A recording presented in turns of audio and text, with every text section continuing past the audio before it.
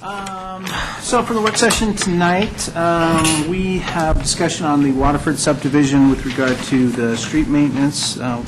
We've had a meeting with Rita Dozell with the Waterford HOA earlier in October with regard to street maintenance, and after that meeting it was determined that it would be best to have her come in front of the board at a work session to discuss the issue and see if there's any direction from the board. That issue is the HOA's request of the town to provide street maintenance for their streets, which is also known as Track A in your information that's been provided. Also included for your review has been a memo from the attorney with regard to the history of the issue, dating back to when Richmond first had the streets, and the transition from them to SMD2 and then to the HOA to our current situation. It's estimated, Kurt Koar, our Public Works and Utilities Director, has a brief presentation for you. It's estimated that the street maintenance for that subdivision will be anywhere from $75,000 to $100,000, which the town could, if the board desires, implement within our road and street maintenance contract. We've provided 4 options for the board, which Kurt will go over, and also provided information on the 4 other residential subdivisions in town that currently have private streets, which include Saddlebrook, which is a gated community, the Ridge, Horizons, and the Summit. Okay. Kurt?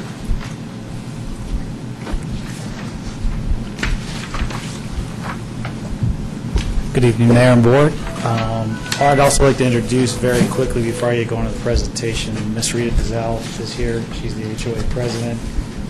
My intent is to go through this fairly quickly, open up conversation with the HOA president and the board, and use our slides for Q&A as we need to.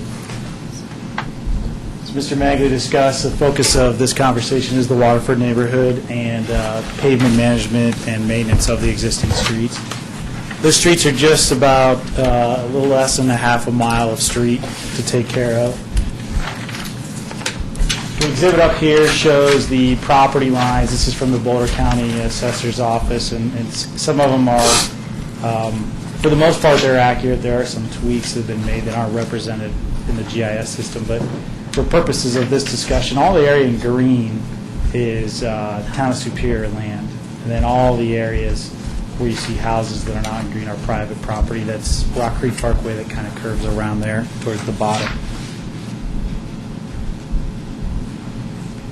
The existing agreements for us as a staff to work from are pretty black and white, and that's one of the purposes of being here tonight, is we simply just can't make these accommodations as requested. It's going to take a modification of the existing agreements that are out there right now. In 1994, Richmond conveyed Tract H to SMD number 2. In that, there was an option agreement with the HOA that they could request to take ownership of those streets. And that did happen in 2001, and Tract H was conveyed to the HOA in order to place the gates back up. There's some history surrounding that, and I don't want to misrepresent that, but the HOA may represent that on their own here in a second. The historical activity that's taken place to this point is the HOA has, there was, prior to the roads moving to the ownership of the HOA, there was an overlay done and some work done around the time of that agreement. Since then, the HOA has performed maintenance on these streets. Within that Tract H, the Town of Superior has maintained landscaping. We've done some concrete improvements, and then we do maintain the utilities. And there have been some historical repairs made with the utilities in some of these areas. Again, this is showing the Town of Superior land again. This particular slide, within the roadway of Waterford, kind of shows the tree lawn areas between the sidewalk and the street that we take care of, as well as the flower beds by the monument sign. If we were to say, hey, what is the condition of these streets? Where do they sit relatively to a pavement condition index? They are adequate still, but they are getting down their borderline to where they will degrade at some point in time. And if you were to say, well, where's that point in time? Typically, we look at residential streets over a 10 to 20-year period. And Waterford's kind of in an area on this curve. This curve represents a street that's brand new.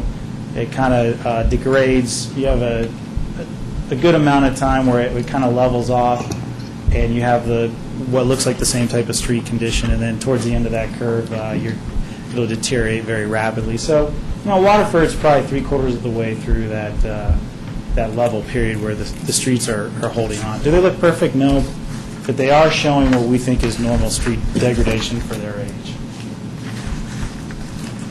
Cost considerations that we've kind of collected for this, $75,000 to $100,000 is just a very rough order of magnitude. We have not gone out there and walked this and measured anything, but that would include asphalt overlay, concrete replacement, and handicap ramp upgrades. Part of the other cost considerations was the HOA had indicated that they felt, as an HOA and as a community landowner, that they pay property tax, and there's a portion of money there that perhaps that should be allocated in their mind towards this pavement project. And so from the period of 2001 to 2010, their contribution to property tax is estimated to be around $122,000. I think, and you have some other numbers there for some of the other private communities that range anywhere from $280,000 upwards to $380,000 a year. And one of the smaller ones, the Ridge, is I think $106,000 a year for the same time period, 2001 to 2010. We did have a meeting with Ms. Dozell and kind of discussed the conversation the board had during their budget talks. And what we were able to say is at this point in time, we can't modify this agreement, but we could assist immediately with some project management and procurement if the HOA wanted to proceed down this path on their own for paying for this. We could provide the project management expertise. Or, if it looks like the HOA possibly forms a district, it would repay over some time. We could certainly assist in formation of that district and those repayment terms. So that was kind of what we said we could do now without any modification of any existing agreement. After several conversations with the board and the HOA, internally as staff, we felt we needed to provide some options for discussion, and so we came up with 4 options. And so 3 of those options was the HOA would pay for this overlay that would be required in the near future. And the HOA could pay Town of Superior immediately, cash up front, before work is done. They could create an agreement with the contractor separately. We would still bid it out and all that, but they'd have their own payment terms with the contractor. They could form a special improvement district, and then that district would repay Town of Superior over a certain period of time. And then if the Town of Superior were to pay for the overlay, then it was felt that the gate should be removed and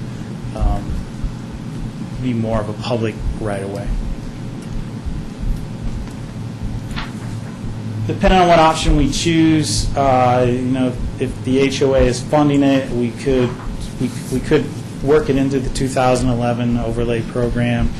If it was decided the town pays for the overlay, we kind of felt like it kind of needed to come to the last of the residentials. It's kind of coming in after we've planned for some others. And if the funding was restricted, then it would be a summer 2012 project. And with that, I want to ask Ms. Dozell to come up and you can share any history you have and comment on what we've shown, and I think open up a general discussion if that's okay with the board. Yep. Well, I think the only thing that's clear about all this is that the intent was never very clear when we first did this. All of us that bought homes in Waterford all bought our homes with the knowledge that it was a gated community, because that was the gated community in Superior back in 1991 when the Parade of Homes was held here. And it was always intended to be a gated community. It's not like Settlebrook or any of the other Horizons or the apartments. They came after we were already a gated community. And none of us understood when we bought our homes there, and there's 26 homes in Waterford. 2 lots were not built upon. Those lots now are common space or open space that are part of the town. And they're mostly, when you first drive into the gate, and when you drive into the left, there's some grassy area there that people use to play soccer and volleyball and other things on. But it's part of the town. It's part of the town's, it's over to the left of the gate there. And all of the other common area was part of the original concept of Waterford Rock Creek. All of Superior, we had to have all this common and open space in there. So we deeded that property, all that green property, those are all track C, E, F, G, whatever, all back to the Superior Metro District in 1994. And we did that. We didn't do it, actually, but, Waterford as a homeowners association, but we were run by Richmond Homes. We had no control over any of this. All of this, and you look at all the documents, and I've looked at them in the last couple of weeks here, all the documents are signed by Richmond, all the presidents and everybody from Richmond American Homes. I was reading the document, not to break in, but it says, Richmond was going to deed to the Metro District Number 2, which was then going to deed to the HOA or some version thereof, which means Richmond deeded to Richmond, who then deeded to Richmond, because they were running all of those. They were running everything. We had no control of anything. And I moved into Waterford in 1994, so I've been around. And I remember the first packet I got in January 1994 was this document from Richmond that said all the common space now of Waterford is going to be owned by Superior Metro District. And I said, okay, good. I didn't know anything different than that. I mean, when we bought our house, no one told us that there was anything different than that. And then and I looked at all those documents again, and as you said, Andrew, that they're all signed by the Richmond American Homes. And I'm not arguing that point. I'm not arguing the point where we are. What I'm trying to discuss here is what makes sense for where we are and where we thought we were. Because when I talked to the 26 homeowners in Waterford, none of them clearly understand that we're supposed to dig up the street, the blacktop, and repave it every 5 to 10 years. And then when we point out the 2001 easement that we signed with Superior Metro District 2 that allows the Metro District to have access through Tract H, which now I understand are the streets, the 3 streets of Brandon Court, Wiley Court, and Wiggins. Now, I never could understand how a street could be considered a tract in a development. A street is a street. And so I'm sitting here going, well, wait a second, Tract H to me, and I've got other homeowner associations I belong to in the mountains, and the streets are never a tract. So when I'm looking at this, and I had to go online to the assessors, the Boulder County assessors, and I'm going through all the tracts. I mean, there's a Tract A, which is a tiny little sliver that's along the street along McCaslin, and then there's Tract C, and there's Tract this and Tract that, and then Tract H are the streets. And I said, this seems odd to me that we don't own the street, even though I have a quit claim deed here that says we do. But I don't think I do. We were told back in 2000, in June of 2000, when we were asked to come before the board, this board, to give a report on the fact that we were going to put back our gate that had always been there from 1991, 92, and I think probably 93 it was there. Maybe in 92 they took it down. But it was there after 1991, the Parade of Homes, and when Rock Creek was first starting. There were only 14 homes at the Parade of Homes in 1991 in what's now Rock Creek. And 3 or 4 of them were up in Waterford, and the rest were over on the other side of Purple Park. So what happened then was that Richmond decided that it was costing too much money to keep that gate up when construction traffic was going through and breaking it. And people wanted to go through and see that area, and so they took the gate down. And they said, when we bought our house, and when everybody else bought their house, all of my neighbors, except for those original 3 or 4 people that lived up there, and even those people, too, were told that the gate would be put back up as soon as the construction got completed further down the road. Because when you have only 4 or 5 homes that are paying for a gate, it's very, very expensive. Gates like that are very expensive. It costs us $25,000 to put that gate back up. And then now, the maintenance of it is pretty healthy every year. But we put it back up because we originally had it. We were a gated community within the town of Superior. We weren't a private entity, Waterford, that had private streets. None of us knew that. None of us understood that. We always understood that we were part of the town of Superior. Now, and that we could put the gate back up after some of the construction got done. So then in 2000, we said we want to put the gate back up. Who do we have to go to get the approval to get the gate back up? Well, we went to the Metro District, who had responsibilities for the common area within Waterford. And we went to them and said, we're going to put the gate back up. No problem. Absolutely. We always knew you would put the gate up because you were a gated community. So then I got the call in June and said, you must come before the town board here on June 12th, I think it was, of 2000, and talk to the board about the fact that you're going to put a gate up in the town of Superior. And the town board doesn't allow gates in the town of Superior. Well, then after we had that discussion, we recognized that, or we didn't recognize, we came and told them, but we already got approval from the people who have responsibility for the streets and for the common space, Superior Metro District.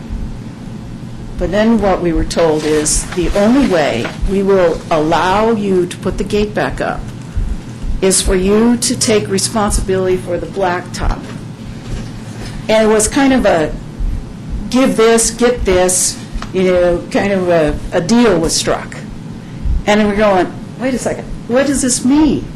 That I have to be responsible for the blacktop, but I'm not responsible for the curb and gutter because we were never responsible for the strip of land between the street and the sidewalk.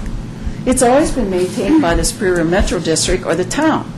The curb was still part of the Metro District, and the grass is irrigated by the Metro District. It's considered common property. We don't do that.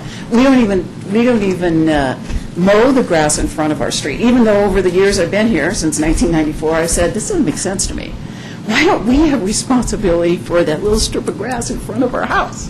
Why do we have to pay somebody else to come and mow it? But it's all tied into the irrigation, and it is too difficult. So I said, well, what does this mean now that we have responsibility for the blacktop? Well, if you want to have a gate, one board member said, if you want to have a gate, you have to take responsibility for the blacktop. Well, what does that mean? So then we went back and said, what? How can the town even do this? Does the town at that time, this was in 2000, have the right to tell us that we have to take back something that was never ours in the first place? I mean, that we never realized was ours, I should say. We have to take ownership of the street. So it happened. The quitclaim deed, I've got it in my file here, and I'm sure you've got it in yours too, says that the Metro District gave us back Tract H out of all the common area that was given to them in 1994 to Metro District. So we got back Tract H, which never should have been considered common area in my mind, because I can't believe a street can be a common area. And now we have responsibility supposedly for Tract H, the streets.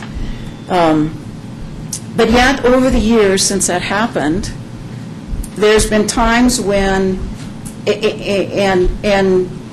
been times when people have conveniently thought of us as a private street, when they don't want to have and other times when it's convenient to consider it a public street.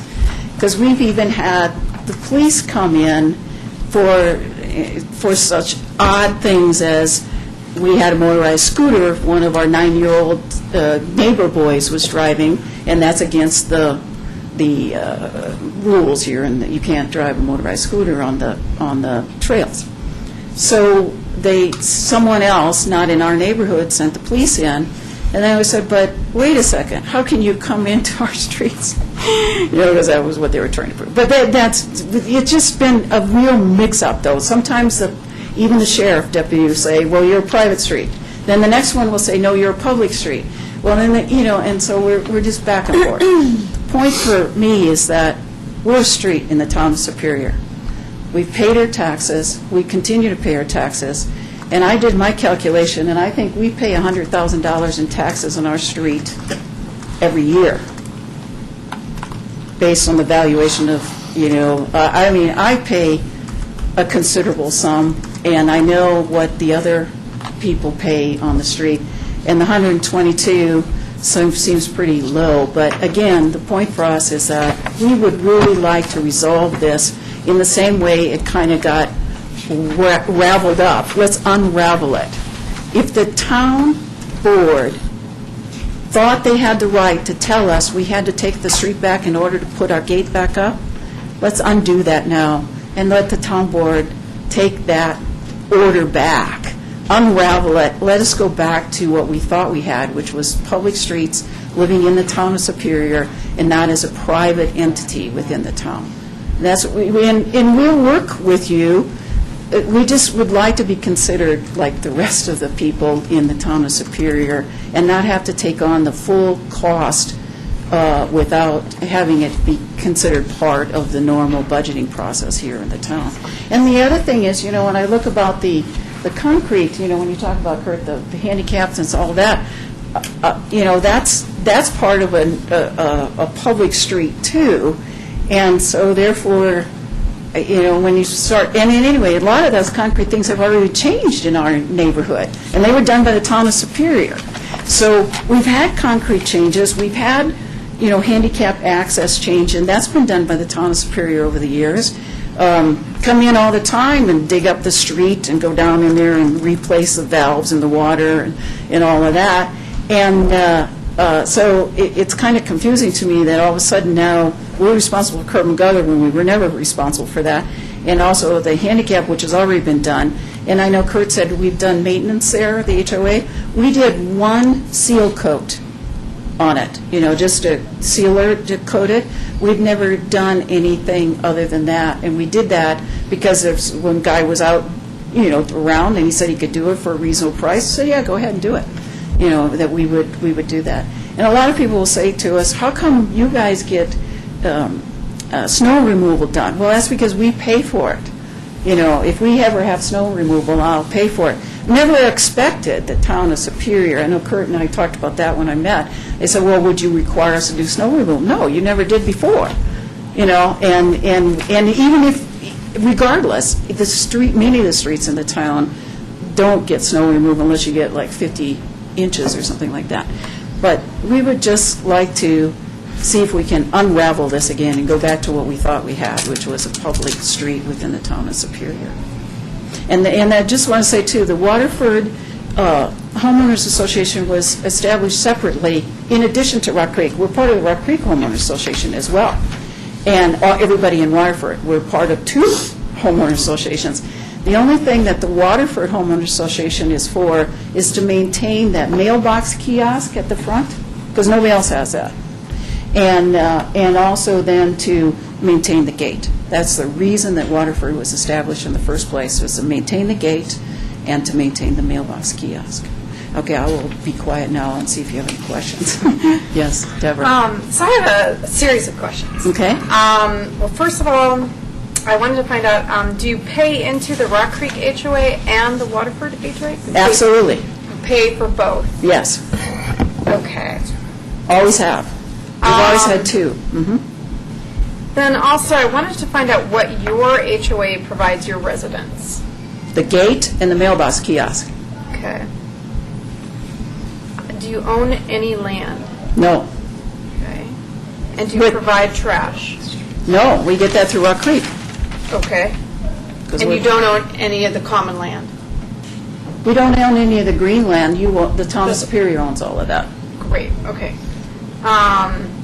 And then the other thing I wanted to know, does the town have access inside the gates?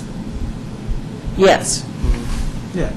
Yeah, Yeah, we need to do anytime. work on the utilities, underneath, yeah, we have to get. So you obviously, sheriff- you have the code and you can get in? Yes.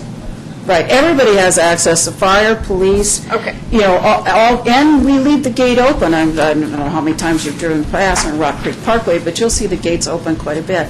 That was one of the other things we committed to doing, was that we would leave the gate open in the morning and in the afternoon. So, so in the morning, when people are coming in and out, like to go to school, or if you're coming to pick up, like a carpool to pick up some other kids that are in the neighborhood, and then also in the evening, so from 3:30 to 6:30, we also have it open, so again, people can come and go. And then a lot of times we'll just open, Halloween. I open it all evening, because I had 155 kids come to my door on Halloween trick-or-treating, and and then Christmas time, we leave the gates open because a lot of people like to drive through and look at the lights and things like that. But one of the other reasons that the gate, the Superior Metro District said, yes, absolutely, put the gate back up was, and this was back in 2000, they did a survey, a car count, and they counted over 50 cars in a 2-hour time frame on a Sunday afternoon driving into through the entrance into Waterford. Everybody thinks that's the way to get into the rest of Rock Creek. And until we put that privacy gate, and that's all it is just to have people stop. And then I know Kurt and I talked about, we could put up, there's no outlet here. Well, there's a sign right there. We even had it moved from inside to outside the monument area. And it just didn't stop it. But there were so many cars. And then they speed in there, come down to the end of the cul-de-sac down here on Wiggins, down here, and they scream and they go uphill as fast as they can. And it's been very dangerous, so. And that was back in 2000, so, and then after that, 2001 is when we put the gate back up. So then my other questions are the snow removal of the sidewalks and the streets. That's Who our. does that? That's we do all that. You do that? Yeah. So. Just like every other resident in Superior would have to do. We're responsible for our sidewalks. Every resident is responsible to clear snow off their sidewalks. And then the streets, the only ones you do, the town does, is the main arterials and the secondary, but none of the average, I don't know what you consider those. Cul-de-sacs. So in Yeah. your dues, in your HOA dues, do you have snow removal for the streets, or you don't pay for that? That's not even in your budget? We don't put it in our budget, because Okay.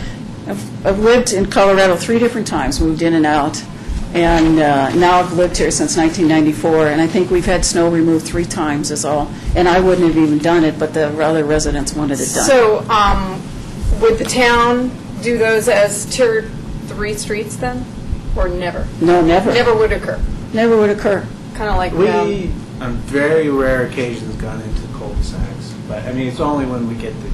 Start of the century. Yeah. Yeah, exactly. right, It's never happened since I've been Well, here. and I never get Yeah. plowed ever. Yeah. Okay, so then,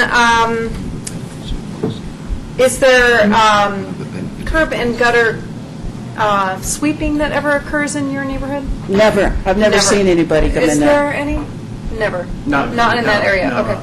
And then, as far as the maintenance of the common areas, does the town does that? Mm-hmm. Town, okay, so the town does do that. And the street, you've never had the street repaved? No. Ever? Okay. All right. It's been done by the town. It was originally done, I suppose, by the developer, and then it's been done, But it's never been done by the town yet, right? no, it has. Oh, it has? Before. District. Huh? Met- The Metro District did it, yeah. Before. Yeah, not the town, before the Okay. town And how took long it. ago was that?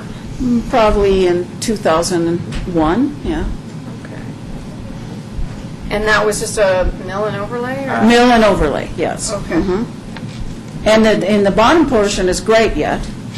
Bottom half is great. From here down to here, looks like it was just done 2 years ago. From here, this way is the worst.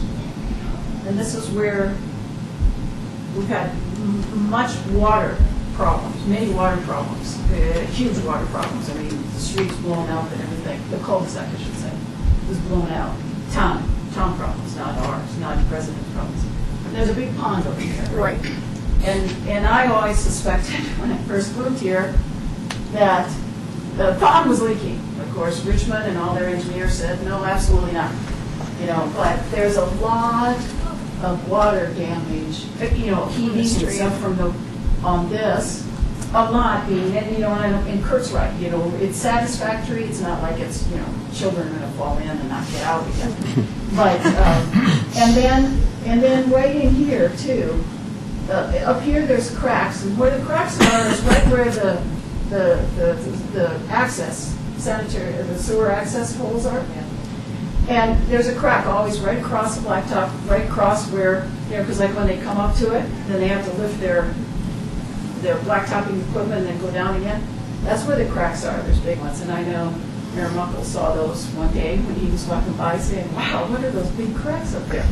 And then right in here, had a lot of problems with the water supply, the town's water supply. That had area right there, Layden's and Wiley Court, has been dug up at least every year. Yeah, at least 5 times in the last 6 years probably, or maybe 7 years. That corner right there always has water. There's water running out of the water hole cap there constantly, Constantly, yeah. every day of the year. Yeah, that's true. And in the summertime, it's even worse. It just runs out of there. So one last question. The pond, you Yeah. already mentioned, I had that on my list here. Who maintains that pond? The town of Superior? The town, okay, and that is not part of your development, is that right? No, it's No, it outside is of not. Waterford. It's part of It's the, completely outside of it? it's Okay. completely outside. It always, yeah, it's part of the Purple Park waterway. It's under the bridge, basically, yeah. Yeah, it goes under the bridge. It's always been part of the common Okay, parks area, Parks of Superior. that's a good clarification. I always thought it was part of the development. Never It was a was. nice, you know, entrance, sort of, as you're coming around the corner. Yeah, yeah. It's All right. outside of the gate on the left there, so, It's yeah, exactly. right here. Yeah. So, and then yeah, you can't really tell on that, but yeah. So you walk along the pathway here, you go underneath here, and this is the path. So, yeah, this is a pond right there. That's always been part of the park systems within Superior. Well, thank you very much for answering all my questions. So if there's anyone else that wants to hog the time now, you can. Okay. Good questions. Thank Other you. questions?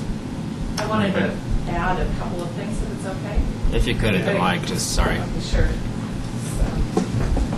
Information. I'm also part of our HOA, and I've only lived here for 8 years. But there's a couple of things people may not think are relevant, but I had a couple questions. One is, because I'm a real estate developer myself, as a developer, you always have to have a certain amount of open space. It's part of your requirement. My guess is, and I'd like it to be confirmed, that open space parcel H may have been considered open space. If that's the case, it would not have been legal to quitclaim that back to us without changing the open space requirements throughout the county. Do you see what I'm saying? No, doesn't make sense. Okay, so you have quitclaim deeds, special warranty, et cetera, and you have an open space requirement. Are they claiming that that's part of their open space requirement for that development? It doesn't matter. It's I think it's probably in the Rock Creek PUD anyway. I mean, there's Right. probably multiple different reasons why There's this is the multiple. case. However, that's one of my questions is, does that meet the open space requirement? You know, by deeding it back, does that define the does that negate the original agreement in terms of what Waterford would have? Okay, so that was one of my questions. I can quit claim right now, you know, the Empire State Building to any of you, and you would have all of the rights that I have to it, which is nothing. So that's where I think this whole quitclaim thing, it kind of goes back to the unraveling. This whole thing was so silly, and Rita's too polite to talk about it, but the mayor at that time who insisted upon that was running against Rita for mayor, and there was a lot of politics going on. This was not something that I think was done for quantifiable reason or for any logical reason. I think this was politics at its worst, small town politics, and I think that was wrong. And anybody who was here 15 years ago would know that, but there's no reason to punish our whole community because one person had an issue with another person. The other thing I'm going to tell you is on a weekly basis for the past 8 years, I wasn't part of this. I've looked at title. I'm having the land title attorney look at everything. My title does not describe at all that I'm responsible for the street. So it may be that there are multiple lawsuits against the title companies who didn't adequately protect us from this. So there's an issue there too. However, I will tell you, in terms of this water damage, which everybody's saying, oh, we don't want to talk about it. I walk my dog every single morning, and for the past 8 years, on a weekly basis, I have called and asked them to, the Niagara Falls kind of at the end of the street, because we have the Nile going down both sides, and the water pours up through our streets, and they're constantly digging up our streets. And I bet you those people who signed off on that agreement never said, and it's okay to flood our streets constantly. And we've had multiple holes dug in that cul-de-sac, and then right here, every summer they're digging. So, and anybody who goes through can see it, and it starts usually the day they turn on the sprinklers. It's really horrendous, and then it recedes or stops when they blow them out. So there's something with the sprinkler system. I've been talking to people for 8 years about it. Usually it was the manager of District 2 who happened to be in Wisconsin for the whole summer, but nobody would ever listen, and nobody did anything. And I know this year you guys are trying to do something to moderate your sprinkler system so you're not overwatering so horribly. And so I think that the town, since it's been taken over by the town, has made an improvement. But I think the management by this District 2 organization, whoever they were, the person I had to call in Wisconsin, was horrendous. And weekly, I got a very nice guy, but did absolutely nothing for 8 years. And you can't tell me that that water damage is something that somebody signed off on when they signed off on that original agreement. Because I think the majority of the damage is due to that. All of those cracks, all the water, and I invite anybody to go take a look. It's real obvious that there's a horrendous amount of water that flows down. And that literally, by the end of the cul-de-sac, when you get down here, it sounds like a waterfall summer long. And the digging that you're talking about, who's doing the digging? You are. The town is. Yes. And is it digging for the sprinkler, the irrigation, Likely. sewer system, or is it for the street? Well, It's usually water, it's associated with water. it's been multiple things. But yeah, and you walk on the median areas on the side, whatever you want to call those, that the town owns, and it's gush, gush, gush, and then you have mold and mildew and whatever you call it, the green algae stuff that grows all summer long because we have the nonstop water. And that's been going on. I mean, I haven't been here as long as Rita, but I've been calling on a weekly basis. I've never gotten a decent response or answer. So that was one thing. And then, the mill levy. I'd like somebody to take a look at the mill levy, what we've all paid that is allocated towards streets, roads, bridges. And I think it's unfair for us to pay the same mill levy that's allocated towards that as everybody else. I don't think that's, fair. I think there's some taxation without representation or something there that we're required to pay for everybody else's, but we get no benefit. So, like I said, I'm trying to work with the county on that one too, and also land titles attorneys. But I want to work with you guys too. I think Mayor Muckle's been fabulous. He came to our picnic and listened to us and has walked the streets, and we've had other folks who've done that. Unfortunately, they never seem to stay more than a few months, but I have had several employees who have actually listened, have come out, but then I call a few months later and they've left. So we haven't actually had any consistency. And I just don't think it's fair that we pay the same taxes as everybody else. It wasn't on our deeds, it wasn't in our title, and for those of us who weren't involved. I also would question whether or not there was a two-thirds vote that would allow the plat and CCRs, which are likely tied together, as they usually are, your plat and CCRs to change your plat and ownership for any kind of quick claim. I would state that I doubt seriously that that was done properly, because I don't think this was ever probably done legally in the first place. By whom? So if we can figure it out, that'd be great. Who are you saying was doing something illegally? I'm saying it's not, it probably wasn't done properly. What two-thirds vote are you talking about?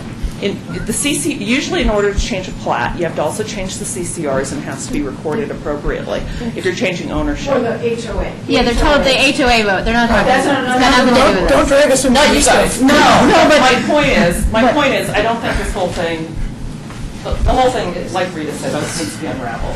Yeah, that was just in order to change the covenants and to allow us to claim back and get ownership back of the Tract H, we would have had to have a two-thirds, or actually 70% vote of the, and I don't have that documented anywhere that they voted and signed on. You have to have it notarized and everything. But where we're at is that, we just would like to go back to what we thought we had, and we'll work with you to, if we get into the schedule into 2012, that's fine. I agree with what Kurt said, that the streets aren't that bad, but we don't want to wait until the absolute end in order to resolve this. I have one simple question, since you're talking about getting back, and that is, do you insist on the gate staying there? Well, the gate was there originally, so I don't know why we need to say we have to take the gate down. Well, it's a non sequitur for me to call it a public street if I'm gated out. It's that simple. Yeah. Even if I don't want to go in, if I'm gated out, it's not a public street. Well, but it was a public street, and I know what you're saying, Joe. But it was a public street. We had the gate originally in 1991 when the whole Rock Creek in Superior was built out. I mean, it went from the original town and out and became Rock Creek. It was made that way. The parade of homes was advertised that way. They were sold that way as a gated community. I have empathy for all of that and your confusion, because, believe me, when I moved in 1993 and in Rock Creek and Superior Metropolitan Districts 1, 2, whatever else, homeowners association, it was totally unclear who was doing what to whom. Mm-hmm. And it seemed like Town of Superior was doing the least at that time. But I think it was probably up to me to figure it out. The initial plat does say that it's not a public street. The confusion started after that. It says it's a private street? Yes, it says it is not a street dedicated to public use. Okay. Tract 8 shall be a private road. But I never got that. I've never, until I started That's on looking the at these plat. documents, yeah. But, as we bought just average residents, I can empathize with that. I just bought the house. No one said to me, the street wasn't public. I got an address, 745 East Wiggins. It isn't house number 15 of 26 in Waterford. Like a lot of private places will say, within this compound, house number 1, house number 2 within Waterford. I'm not house number 1 in the Polo Grounds, We've given that as a street. So when Joe, when you asked, would we take the gate down? I really would take the gate down, but here's the thing. How are you going to help me, the Town of Superior, keep 50 cars from driving through and, at 50 miles an hour when they get ticked off, that they realize they can't get through?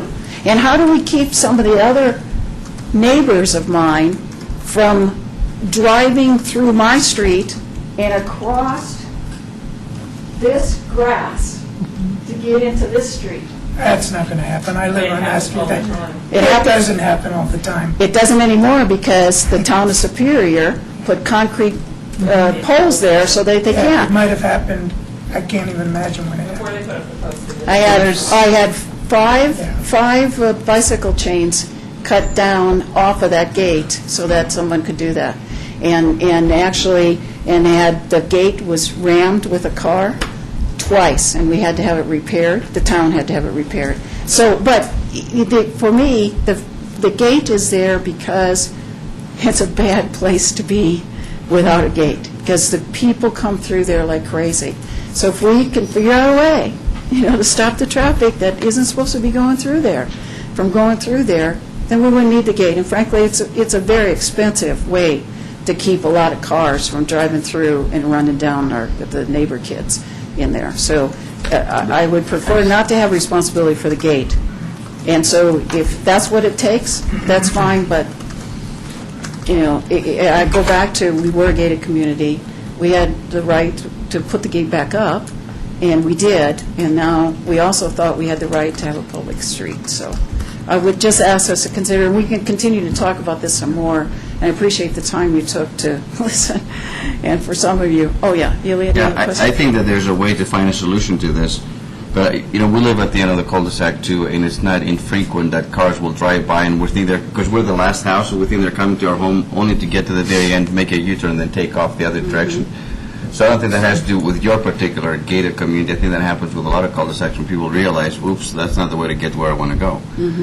Well, and I live right by El Dorado, and they use my cul-de-sac to park so that they can drop their kids off. By the school. It's usually packed in that whole area. But then they leave shortly after that? They do, but then they come back around 3:30. Yeah. Do it all over again. And in defense of what you said about your street, you may probably have seen it, but I probably jog down your street. I see you almost every day. Yeah, I was going to say just about every day. Yeah, I see a lot of people jog through our street, yeah. And it's, because it's a great connector to the trails. Absolutely. Yeah, it works perfectly. It's a wonderful way to connect to a lot of the trails. Do you know how the majority of the 26 homes feel about removing the gate if we were to come to some kind of an agreement? We were probably, I'd say it's probably 50-50, yeah. And again, it was mainly to keep all those people out, it's not a security gate by any means, anybody can get around it, and you can drive in through, other ways. It just really, truly was two reasons. It was advertised and promoted and sold as a gated community, and two, when the gate wasn't there, a lot of traffic went through there, so. The only thing I would say there's only one person who objects. That one person will have a case if they bought their property because it was in a gated community and that was important to them. If you go online, you'll see gatedcommunities.com. It's a huge reason why some people do buy their homes in certain areas. So, even if there's one person who objects, that person might have a case. Yeah. And I would hope that we could come to some resolution without having to do that. But anyway, I know it looks like there's more things happening here, so we probably should Thank stop. you. Thank you. Matt, what's the next step on this? Tonight's discussion, is this going to come back to the board for a vote in the future? Or what do we do? I need direction from the board on what you want to do. We can meet with Rita and representatives of the HOA if there's a, direction that the board would like to try and get to. But we know their position, they'd like to keep the gates up, but us maintain the streets. You've got our four options. What we believe needs to happen, if we maintain the streets, the gates need to come down, the streets dedicated back to the town right away, and then we maintain it like we do in the other street. We can work with them on things to try and keep traffic out of the neighborhood, signage, letting them know it's not a through street, it's dead end. We can put, fence up at the end of Wiggins to prevent. There is, all of that's already there. Oh, And that hasn't kept anybody. Well, as far as cars going through, as you mentioned, through the. Oh, that's such a lot, yeah. We've got a concrete post there now, Yeah, so. but The town put up. Other gated communities in other towns, are their streets public or private? Private. They're all private? I can't say Is it certainty that purpose of they're a all gated- private, but most of them that are gated are privately maintained. So is the purpose of a gated community to be private and not part of public Yes. Yes. right away? Yes. So then they typically have HOAs that maintain all that? Yes. similar to Saddlebrook, they're gated, their streets are private. But Saddlebrook is different, though, because they're not a community, they're an apartment complex. They were, they were originally the Jefferson Apartments or something, and they then were they turned, originally apartments. then they were, yeah, and so that was their parking lot. That isn't their, I understand. I'm Yeah. just saying that is a gated community with private streets. yeah, but it Horizons. started open way differently The than Summit we did. and the Ridge are Yeah. also private streets. Do they maintain their own streets? They do. Yes, they do. The They are clearly Ridge, though, different than isn't, Smart the than- Ridge, yeah, that's They're right. clearly different than Waterford, because Waterford is closer to the rest of Rock Creek than they are.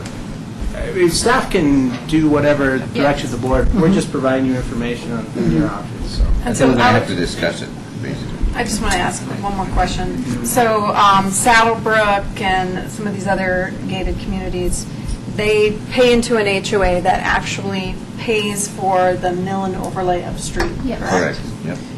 Yeah, and their access to their garages or their parking, as you were saying, it's not really, like, we have a real street. And You know, it's Ridge built that does way. also. Yeah. Most Ridge has a- do. And Horizons has some. The minor- Horizons are within, again, Right. you know, their But they have apartment streets. But complex. nobody would ever look at any of those places as a potential throughway. Right, well, no, they wouldn't think of them as a gated community to put a $1 million house in either. You have similar, so. I would just say you have similar complaints with Ridge residents, people going up there to park and look out over the skyline, and the horizon and stuff, so, and they've had issues with, they put up signage and stuff like that. People have been parking up there? There is a community, I'm not David? sure what their arrangement is, but Broadlands has a gate where if you drive up, the gate will open. Well, so, Right, I mean, yeah, there are gates like that, exactly. so this was my only question that I had, was that I remember the discussion back in 2001 where I thought the requirement was that to get in immediately, you could put in the code, but that if you waited there long enough, the gate would open. No, that was one of the discussions, but then it ended up that we didn't need to do that, because that was one of the things that, I remember that, I was here too in that Right. discussion, that was what we were going to do, to have it so that if you waited long enough, like we'd have a 30-second delay, which means that the average person who shouldn't be there anyway and probably doesn't know where they're going, Until you tell somebody. right, but, all you have to do is wait. Yeah. Sit there, wait there by the mailbox kiosk. There's cars coming up there that know the codes, because we have so many children. I mean, we have multiple families of 4 kids in the families on the streets. And so, with the teenagers and preteens and all the comings and goings, so many people know the codes. Each family has their own code that they give out to the family members or friends. But if you wait long enough, it doesn't take very long before someone will come through and open the gate. So whatever happened to that concept where if you waited, that the gate would open? The former mayor didn't like that. She wanted to have us take back the streets in order, but she was trying to keep us from getting the gate at all. So we offered that. That was one of the things I offered. I said, we'll have it that you just come up to it, you wait long enough, not 5 seconds or something, but a long enough period of time. And I think that something like that could be done, too. That's how it works at 95th and Arapahoe, that neighborhood that's gated. It's exactly the same thing, and the county maintains the roads. If you drive, you know what I'm talking about, it's Goose something. So that would be... Anyways, that's how theirs works. Yeah, and that at least would keep the people that don't know. I mean, anybody can get into our neighborhood if you either wait long enough or just call somebody. I mean, usually, you don't have to wait very long, like I said, and there's somebody going through. I always open the gate, too. If I'm going out and I see somebody trying to come in, I open the gate. Because I don't want somebody running into the gate, because that costs way too much money to try and repair that gate, because they're very temperamental, those gates are. So we don't have the gate because it's a really wonderful, fun thing to do. Have you ever been trapped in there? No, it won't trap. It knows that if it's having a problem, I talk about he or she or whatever, I say he, I'm going to call it a he. It's got to be a he if they have a problem. So if he has a problem, he automatically says, got to open up. And it opens up and stands open. Even if power goes out? Well, it's not done by power. It's all electronics, and it's not controlled by the power at all. Well, let's see, we'll need to wrap this up because I'm we'll sorry, have yeah. the meeting, but thank you very much. Thank But I you think, so much. I guess Thank you. what I would like to understand is about this the access to the area, if it was to be public, I mean, you can't treat private streets differently from a different private street. So I guess I'd like to see if it would be a public street, if you could have anybody could get in there, depending upon the delay on the gate. So I guess that's just something I'd like to understand at some time, so. Yeah. And we can't, we won't have time to hash that out tonight, but. Well, we'll need to talk about it more. Yeah, no, and I'm not saying that this is the way I'm going, but it's just one of the things I'd like to understand in my thinking process regarding this issue. So what is the mechanism for further discussion? Can it be a schedule for another work session? we'll Because have to. obviously there are lots Yes. more issues. Correct. So Yeah. I think that's, I think I need to understand implications with Yes. other Right. private streets better, too. Well, I'd also like to see the documentation firsthand that establishes it as a private street in the plat. It's right on the plat. Is dated... The original plat for the subdivision. So 1991, or... Let me look. 'Cause it's in the memo that I prepared. Okay. It's January 28th, 1991. Okay. And then I'd also like to understand the history of it, that when S&D paid for the first road repair, in whatever year, how does that come out as public versus private resurfacing of the streets? Does that qualify, does that maintain them as private? If you look at the memo that I prepared, it goes through the whole history of when it became private and when it became public and when it became private. Right, So when the District 2 took it over, right, That was in 1992. yeah. right, that's when it became public. Right. And was the gate up at that Gates point? were down still at that point. The gate was down, but Metro District said we could put it back up. Right, in 2000. Yeah, And even when they took it over, they said we could put it back up, and they Right. would make. We have to go to the meeting, but the long and short of it is I do feel some of that does impact the interpretation of all this. So obviously, I would suggest that we actually proceed to another work session in which we take a look at some of these things and answer the lingering questions. I've read your document several times, et cetera, and now having heard Rita, I need to read it all again and put it all in context as well. So I'd say that we'll just, we have a few work sessions, I think, that are scheduled here in a row, so I don't know what that date would be, but, the next time that we have a free work session, I think we should just put it on there. Okay. Thanks. We need to wrap this up. Thank you very much for coming to the meeting. Appreciate it. It's complex. I don't know if there's ever going to be a win-win here, but, let's see what we can do. And let's take a couple of minutes before the meeting starts. Thanks.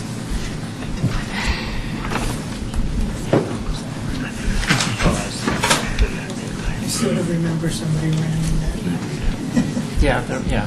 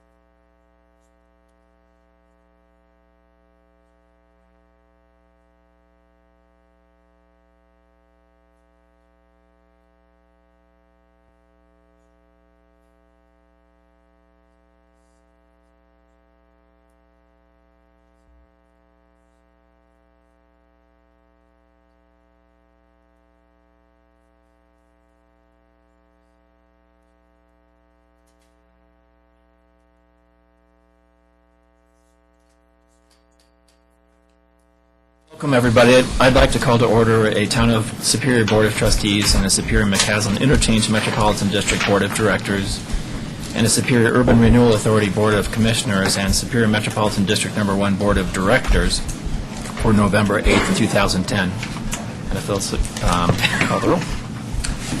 Mayor Andrew Buckle. Here. Mayor Pro Tem Elia Gregores. Here. Trustees Joe Sorelli. Here. Chris Hansen. Here. Sandy Pennington. Here. Lisa Stumas. Deborah Williams. Here. Interim Town Manager Matt Magley. Here. Town Attorney Kendra Carberry. Here. Town Clerk Phyllis Harder. Great, thanks. That brings us to item number 3, approval of agenda. Are there any changes to tonight's agenda? I just have a question on 7E. Does that mean we need to pull it?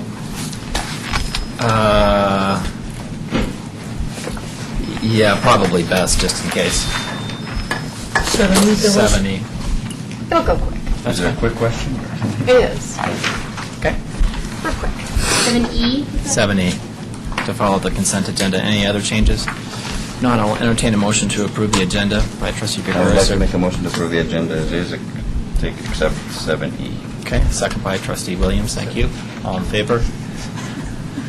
Unanimous, thank you very much. So that brings us to item number 4, reports, questions, and issues. And Trustee Pennington, would you like to start?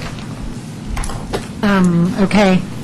It was a busy week for all of us on the board, so I'll just tell them what we were up to. Monday night, in the off week last week, Monday night, we had a joint meeting between Town Board and ProStac. I thought, and we shared this at the meeting, that we all felt it was a very productive meeting and encouraged future meetings of the same sort, but I wanted to thank Jim Payne and his ProStac crew for arranging that, putting together a very meaningful agenda and a meaningful meeting. And then on Wednesday, we all met again with Boulder County Commissioners, and likewise, that was just a very good meeting, good productive meeting. So compliments to whoever arranged that as well. I had a conversation with Phyllis just this afternoon to see what percentage of our Superior town voted in the election, and the good news, I think 60-some-odd% of active voters voted in this election, which comes out to slightly more than about half of all registered voters. So I think that's a fair showing. Of course, we'd like to move it up higher, but Thank you, Mr. Magley. thanks to all who voted. I also wanted to give compliments to Heather and Pam from the Chamber of Commerce. I happen to be that quartile of homes that got the Chamber drop bag this time. It's the first time I got it, and I really think it's a very nice and effective promotion of local businesses, so compliments to them.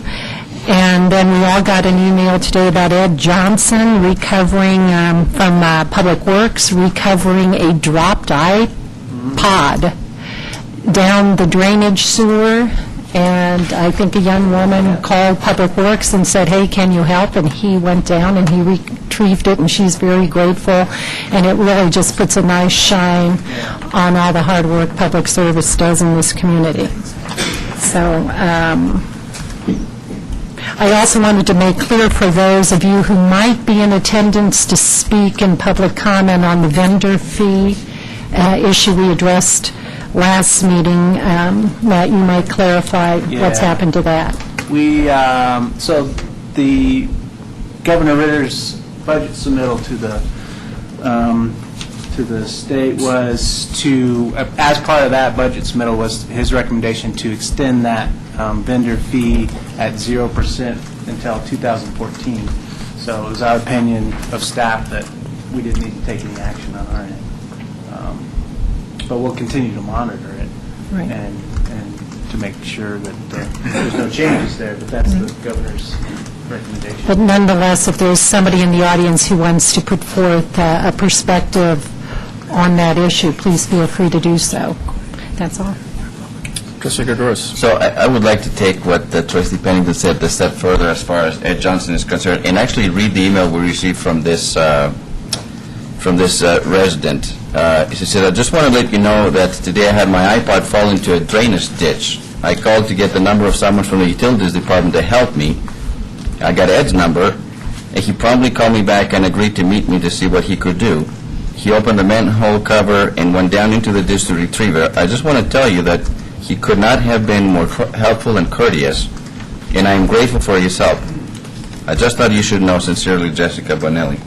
I think this is actually town staff at its very best. If there was ever like an employee of the month or something, I mean, it's a simple act, a very simple act of kindness, actually, but to be acknowledged. Most of the times we get the complaints about what we do or what staff does or doesn't do right, but it's wonderful to be acknowledged in that way, that someone took time out of their work. I'm sure that's not part of the job description to retrieve iPods. I'm almost positive. When Ed got hired, that was not part of the job. But I'm really grateful that this lady took the time to write this very sweet email and to acknowledge that. So I think we need to acknowledge that as well. A couple of other things. I want to let you know that the Rock Creek HOA had its annual meeting last week. We did not get a quorum, which usually happens when things go well, so we're going to have another meeting in December. But we were able to appoint Jim Payne in place of Steve Smith, the president, not in his title, but just as a board member. And I think he, together with Ian, will provide a great connection to the town in terms of collaborating for future endeavors together. I see the HOA and the town staff and us as board members getting closer and closer together as a result of that, and really unifying this town, which has been a long time coming. So we're very pleased with that appointment. Now, in December, in our next meeting, there's still 2 openings for board members. So if there's anyone that is interested in running, we have 3 candidates so far for those 2 positions, but it's still open. There's plenty of time to still get some proxy votes. And one of the changes that we've made up until now, you have to get a notarized proxy vote. We're actually made a slight change to include if anybody wants to get a driver's license, that would be enough just to encourage more people getting more votes. So that, I believe that's December, I want to say 12th. The 2nd? December the 2nd. Thank you, Joyce. Now, I do have, I guess, one question, and I'm really disappointed about this. The Quiznos Pro Challenge bike race was something that we really looked forward to. This was across the Colorado. We were in a great position with the Morgul Classic. And I know this doesn't fall under your watch, Matt, as the previous town manager. But we specifically asked about what we were doing to promote us. And if my recollection is correct, he basically said, we're so famous, we're so, we don't really need to go through the normal process that other towns who applied for this race. And no sponsorships, no anything, as if we were kind of above the cut, and therefore we didn't have to apply in the same manner that other towns in Colorado have to apply, as if this was a given. And the unfortunate news is that we got cut, and now we're not part of this, and that's actually, I'm really upset about this. So I don't know if you have any thoughts about it. I have a little thought about it, and then we should talk about it some more. But I think this was a foregone conclusion about who the governor and Quiznos was going to select. I mean, I hate to say that, but all the events are not. I mean, if Boulder can't get a biking event, something's, it's the mecca of biking, and if they can't get a biking event, I think it's a foregone conclusion about what happened is that, and all the races are in southern Colorado. So. Well, and no, there's one in Golden, so I think. That's just the finished. Yeah. The article I saw recently, the governor, it mentioned that these were the 11 host cities, but the exact route of the race hadn't been, finalized by any means. So there was some potential that the race may still go through Boulder, but it wouldn't end or start there. So the details are still being decided, but yeah, like the mayor said, I mean, Boulder did do a comprehensive submittal to the committee for the race and didn't get selected. But in the article, I saw it quoted the governor as specifically mentioning the historic Morrill Bismarck route. So who knows what's going to come of this, what the exact route is going to be, but we know what the 11 host cities are, but, maybe not next year, but down the line there may be potential for... Well, I guess I would hope that if we ever get into bidding for something this significant, that we do it the right way, and not to do it in kind of what I felt like, even when Scott had mentioned that, I felt like it was somewhat flippant, like as if we don't, we're almost like entitled to have just because we are who we are, and I don't think that's the way to do it. They were asking a lot. I mean, they were asking host cities to have sponsorships $200,000 and to $300,000 commitment, plus pay for the hotel rooms for the bikers, which we don't have any hotel rooms. But, so I mean, they were asking a lot, but yeah, I understand what you're saying too, as far as this. So is there anything that we can do for this coming year that we could salvage this in any way? well, not to be a host city, but to have the route maybe go that through. may be a potential, and, Heather Craycraft with the Chambers got some good contacts, Michael Eisner, who's been involved in this, and it has a lot of history there, so there's potential. I mean, I would hope that would be a little bit more proactive, I guess, that's... Yeah. I share your I'm frustrated, I disappointment guess, and yeah. frustration.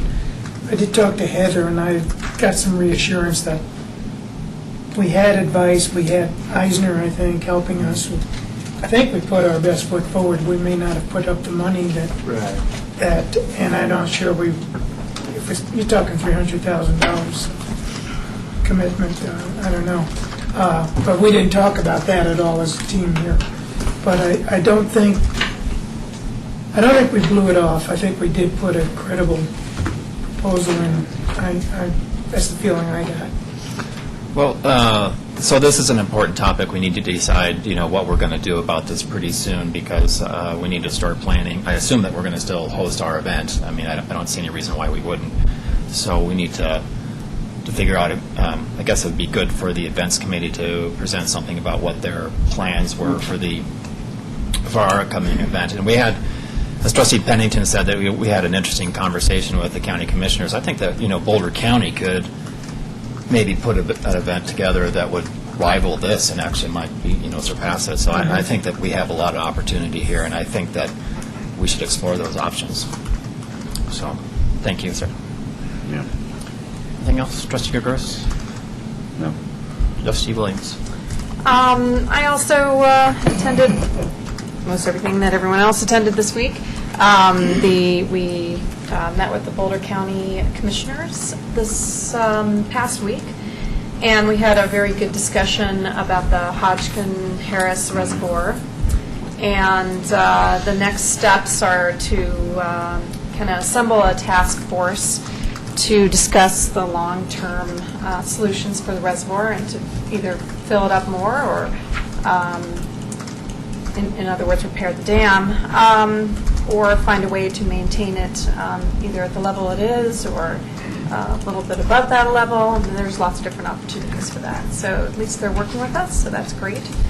I have a number of different meetings and symposiums and an expo and stuff that I'm going to be going to in the next week. There's a Dr. Cog inaugural Boomers and Beyond Housing Initiative Symposium this week that I'm going to be going to, which is the Area Agency on Aging.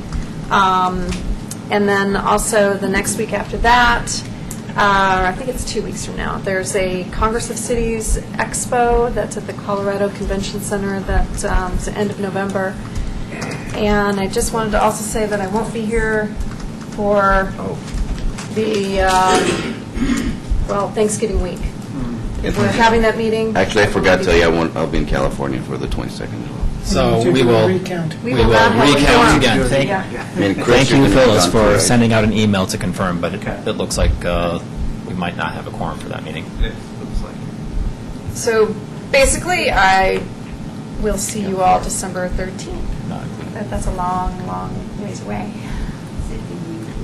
That would be our next board meeting if we end up not having quorum in November. So happy Thanksgiving, that makes sense. Yeah, so have a great Thanksgiving. But it sounds like we might have a quorum, so we will find out. 5 with Chris, and without him, there'd still be the 4, which would be Is- 4. Chris is not going Is to be here. Lisa going to be around? Yes. So there'll be 4 here. Well, let's confirm this before we, yeah, thank you. Let's see, so only other new thing. So I didn't have any new meetings. I did send the board members all a diagram of what the Jefferson Parkway looks like, that we need to decide as a community what we want to do. You know, basically, there is an interchange that they're going to put on, you know, essentially, it's at Indiana, but it's essentially on McCaslin, which I think would have significant negative impact for the community in general, because I think that would then drive a whole bunch of cut-through traffic down McCaslin as a shortcut to get to Boulder. So I think that it's an important thing that we need to monitor. I did ask them to send us their traffic analysis and whether or not they could eliminate that as a potential interchange, and they said they'd get back to me, but didn't really commit to a particular date. So once again, I think this is potentially a huge issue for our community. So so that's the only report. And then just as a question to the board, we might have an opening on OSAC, depending on what happens. And Mr. Magley, if you could hash that out if we're going to or not, because then we would need to appoint somebody to that. Which leads me back to the board. Do you want us to publicize for that, or do you want to pick? Or I think the last time we met during the ProStack meeting, it was to expedite this, but is that still the procedure you want to Do we have use? somebody in the loop? We've had a number We of also had at least inquiries. a couple, I think. So I'd like to just get in touch with whoever's next in line. Right. Okay. Since we've just done it, I think that's very appropriate. okay, thanks. Trustee Shirley. Attended the aforementioned meetings as well and thought they were well worth going to. And I really like your idea of drawing the county into something that could be maybe a dirty mogul or something like Yeah. that. Potentially, that'd be really nice. I went to a Rocky Flats Stewardship Council meeting today, and the key things going on is just an update on the dam breach environmental assessment question and the movement of points of compliance. Again, the biggest concern has been from the downstream communities, of which we are not one, but as part of the Stewardship Council, we've supported their positions.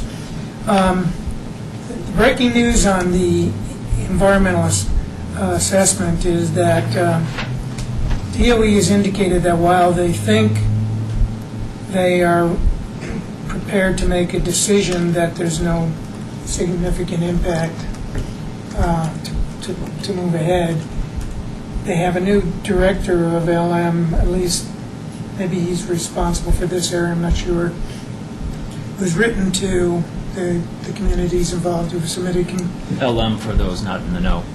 legacy management, the people that are maintaining what's left of Rocky Flats. That's DOE's responsible for, and monitoring it.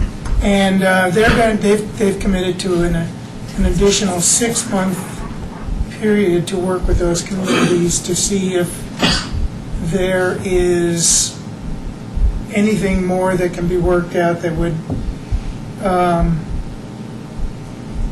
satisfy those communities in the interest of keeping the relationship to downstream with the local communities. So I thought that was a positive step.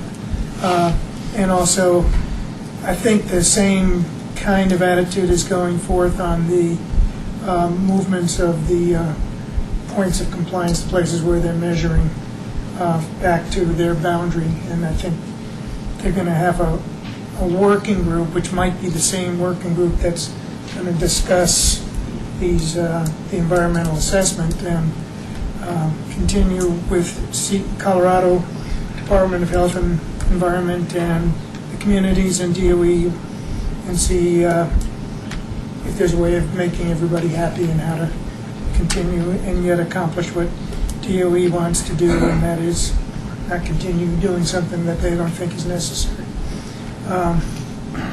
The council voted for the 2011 work plan and budget, and also continued all the contracts for the consultants, which David Abelson, the main one there. And so that was going to continue as is. Next meeting is in February. The news in 2011, I think, is that they engage in a triennial review with the Department of Energy about whether the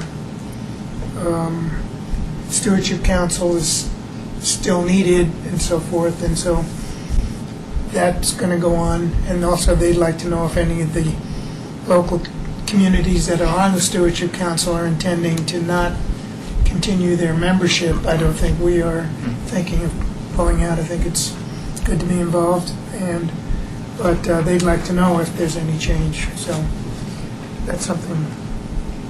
And the next meeting is in February, where they'll talk about next year's meetings.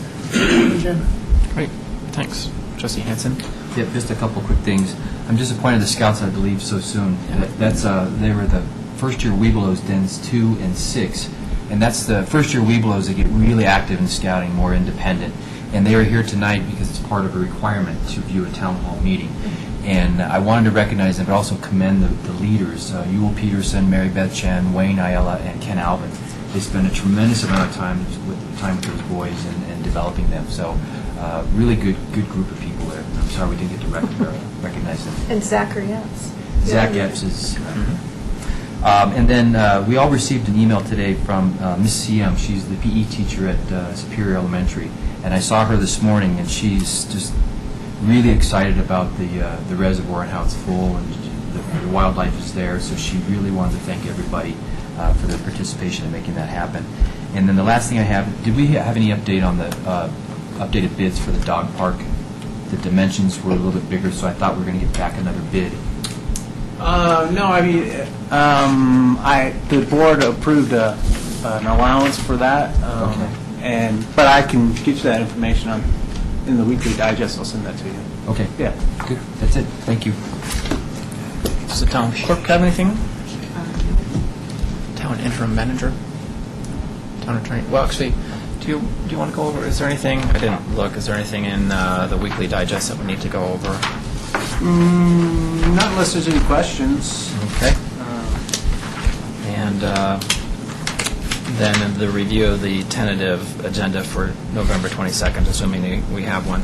I don't know if anybody had any questions or if there's anything that you noted the as one concern. thing I was thinking was the work session item. We might want to delay that till December when we have more board members present for that discussion. Probably that would make sense. That was my only change. Okay. Great. I just want to add maybe one more thing. The dinner that we had last Monday with the Boulder County Commissioners, the town of Superior actually has a great relationship with the Boulder County Commissioners. It's wonderful to see two different entities just basically have a win-win attitude and have such an openness to discuss different issues that we have in common. It's an unusual thing in government to see that kind of collaboration. I really like them very much. I agree, and I think that we'll have a good collaborative discussion on about the interchange with our colleagues across the street too. So that's what we do. So I just wanted to make that known to the public. Trustee Pennington. If I can add just one thing, I was one of the late people to fill in my mail-in ballot, and just happened to be a doctor's appointment or not, and happened to have the Boulder County Clerk's number only to find out I could deliver my ballot right here at a town hall or right across the street to Eldorado K8, but it was nowhere on that yellow list, that yellow sheet. So I would request, Phyllis, if you might put that on your tickler file for 2 years when we have another election, that maybe we as a town can put that on our website, or we can actually post signs that you can deliver mail-in ballots on Election Day at all polling places. That very point cost me 63 cents. Was I going to drive to Louisville, or was I going to mail it? What cost me? Probably good for the county clerk to maybe, if you guys powwow as clerks sometime, maybe you could pass that along, as that might be good for a countywide issue. Yeah, to put it on the yellow sheet would have been best, you I know. just don't want to get it confused that people can drop them off here other than Election Day. Right. Because they cannot. Right. That's the Election Day, key, right. and that's Right. the confusion, Ah. is that they can't do that, because then we as staff would have to take it to the county. Then I Right. didn't Right. waste 63 cents. There you go. But on Election Yeah, Day. Election Day, yeah. Okay, great, thanks. That brings us to item number 5, public comment on consent agenda and non-agenda items.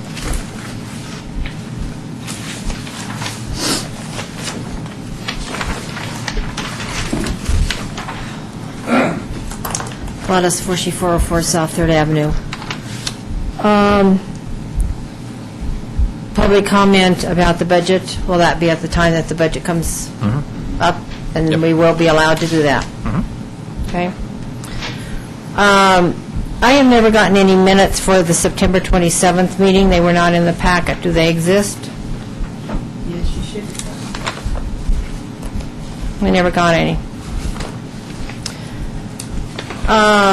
I have one comment about number 7B, which is the Historical Commission meeting notes. Number 8.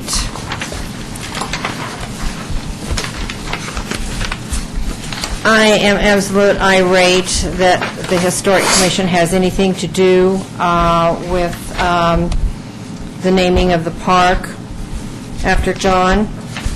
John never had anything to do at all with the town hall, or excuse me, with the fire station in any way whatsoever. And you all received an email as to what the Kuffner family desires regarding the trees, and that decision needs to be made as far as naming a park by the town board and not the Historic Commission. That's true. I think we all agree. Additional public comment? Yes, I'm Tim Shanahan, and here to speak about the tennis program, or the decisions to be made. First of all, let me say that my family has personally benefited from the Town of Superior tennis program over the past couple of years. My son plays on the varsity team at Monarch. Although he's a lifelong baseball player, just a couple of years ago he actually got interested in tennis thanks to the program at Superior.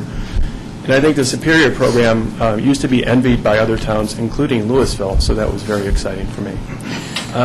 But over the past couple of years, the tennis program has fallen, in my mind, in disrepair.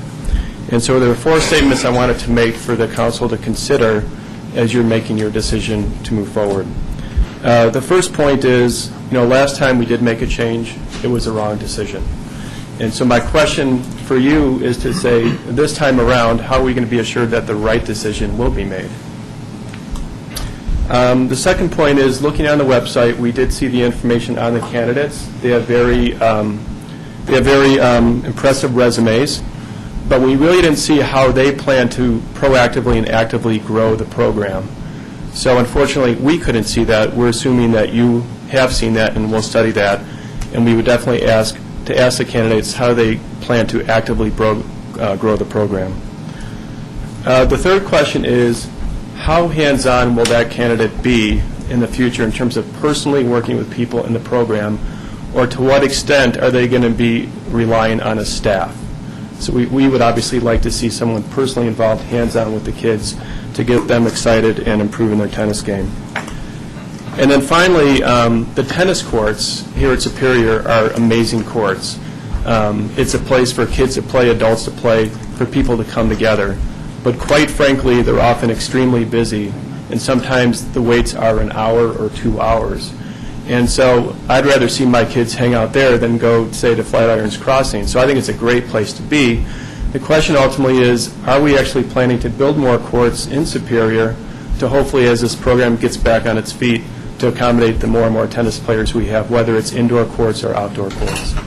So those are the points that we'd like to make, or I'd like to make, and as you make this decision, hopefully we can make the right one this time. And I do have some other people following me. Wanted to let them come up. We're slightly out of order because we usually talk this during the item, but since we broached this, I'm just going to allow a little flexibility, and why don't we just, anybody who wants to speak to this particular issue now, why don't we just do that now? Okay, thanks. I'm Ann Shanahan. I just wanted to add that I wrote a letter of recommendation for Billy Downs. Our son Jack is on the varsity tennis team at Monarch. He's only been playing for tennis for a couple of years, but he would not be playing if it weren't for Billy. Billy was just out there encouraging him, getting him to sign up for more clinics and tournaments and this and that, and he's won USTA state in different divisions 2 years in a row, and it's just been an amazing success story, and it is a huge, huge asset for us to have an active tennis program right here in the community. Thanks.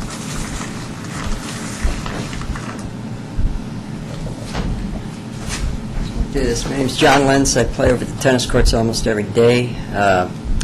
Known Billy for quite a while, but I'll tell you one thing about Billy. Would you mind just address, if you wouldn't mind terribly? Oh, actually, I don't live in Superior. I was told I could talk to anybody, though. That's fine. Yeah, just what community, how about, that you're in? Please? I live in Louisville. Okay. 698 Willow Street. Where was I? Anyway, I play over there almost every day and have a lot of friends over here. That's why I play over there. And I've seen the other people that you've replaced Billy with, or by. And the big difference to me is that Billy is more personable with everybody that he works with. He's great with kids. I've helped him before in his classes. The kids love him. I myself felt lost helping him with the little, especially the really little ones, but he's terrific with them. And it's the little kids that grow up to be, the tennis players for a lifetime. And I think those are the most important people you have to deal with. And the adults can change their minds, but the little kids, they need to learn right away the right way. And they need to have that impression that tennis is a fun thing to do, and it keeps you healthy and in good shape. And it's good for the mind and the spirit, and it's a great game. So you need to consider what you're doing. Great. Thanks. Thank you.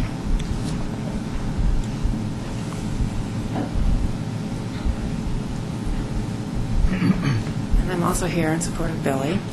My son... I'm sorry, name and address. Oh, I'm sorry. My name's Linda Pollack, and I am also a resident of Louisville. And when my son was younger, he played in Louisville and would watch all the Superior kids play, and he told me he wanted to play with Billy. And so several years back, that's what we did, and he started playing year-round with Billy, and it was really such a positive experience for him in terms of everything, the camaraderie that Billy creates, the excitement, the positive self-confidence that he creates with the kids when they're out there playing matches.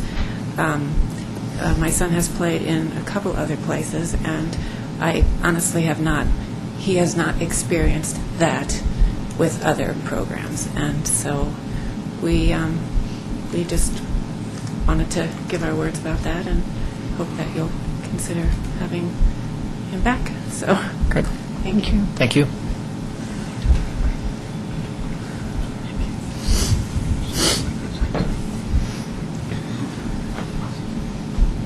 Hi, my name is Janet Healy. I live at 600 East Hartstrong Street. Thanks for the opportunity to be able to support Billy tonight. Please bring Billy Downs back to Superior. Not only am I a student of Billy's, my son is also a student.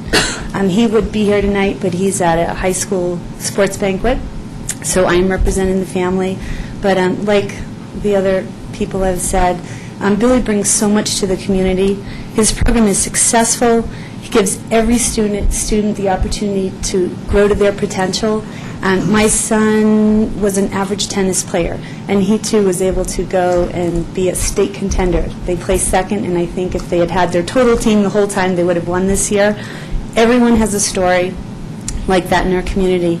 I have another function after this, and I happened to see another neighbor on the way here, and she said, "Where are you going?" I told her I was coming down to support Billy, and she had a story too. She said, "My son went to state, and now he's at Monarch, and he's successful." So Monarch's program is strong and successful because Billy has bred these kids. He has such a great rapport with the kids. It's one of the reasons that my family moved to Rock Creek. It's one of the reasons we are still in Rock Creek. We live right up the hill from the tennis courts, and it's such added value. This summer, we were competing over at, Boulder Country Club, and I was curious about the cost there, and I went and checked out, saw how much the program was, and everybody says, well, it's the best, it's just great. Well, after we beat them, we turned around and said, well, maybe we really, we have a great program here. Even though this year my son wasn't allowed to play down the street, and we followed Billy over to the Sun Courts and to Monarch Courts, and still he had a successful year. I'm sure you know how many kids he sent to state and nationals this year, which is just, it's such an impressive resume. Every community member that I know was saddened a year ago when Billy's contract wasn't renewed. We were all confused, and we thought it was a travesty, and we thought, well, let's just get down there and talk to the town. But I guess we're all still a little baffled what happened. But we want you to know that we support him, and we really, really implore you to bring him back. I also wanted to offer the board any opportunity to ask me as a parent and as a student of Billy's, is there anything else I can add? Any question in your mind about why Billy Downs should be back here as the tennis lead? Is there Very well said. Thank you. All right. Thanks for the Thanks. opportunity. Any other comments just about the tennis? So once again, we'll consider this when we get to that particular item, but, okay.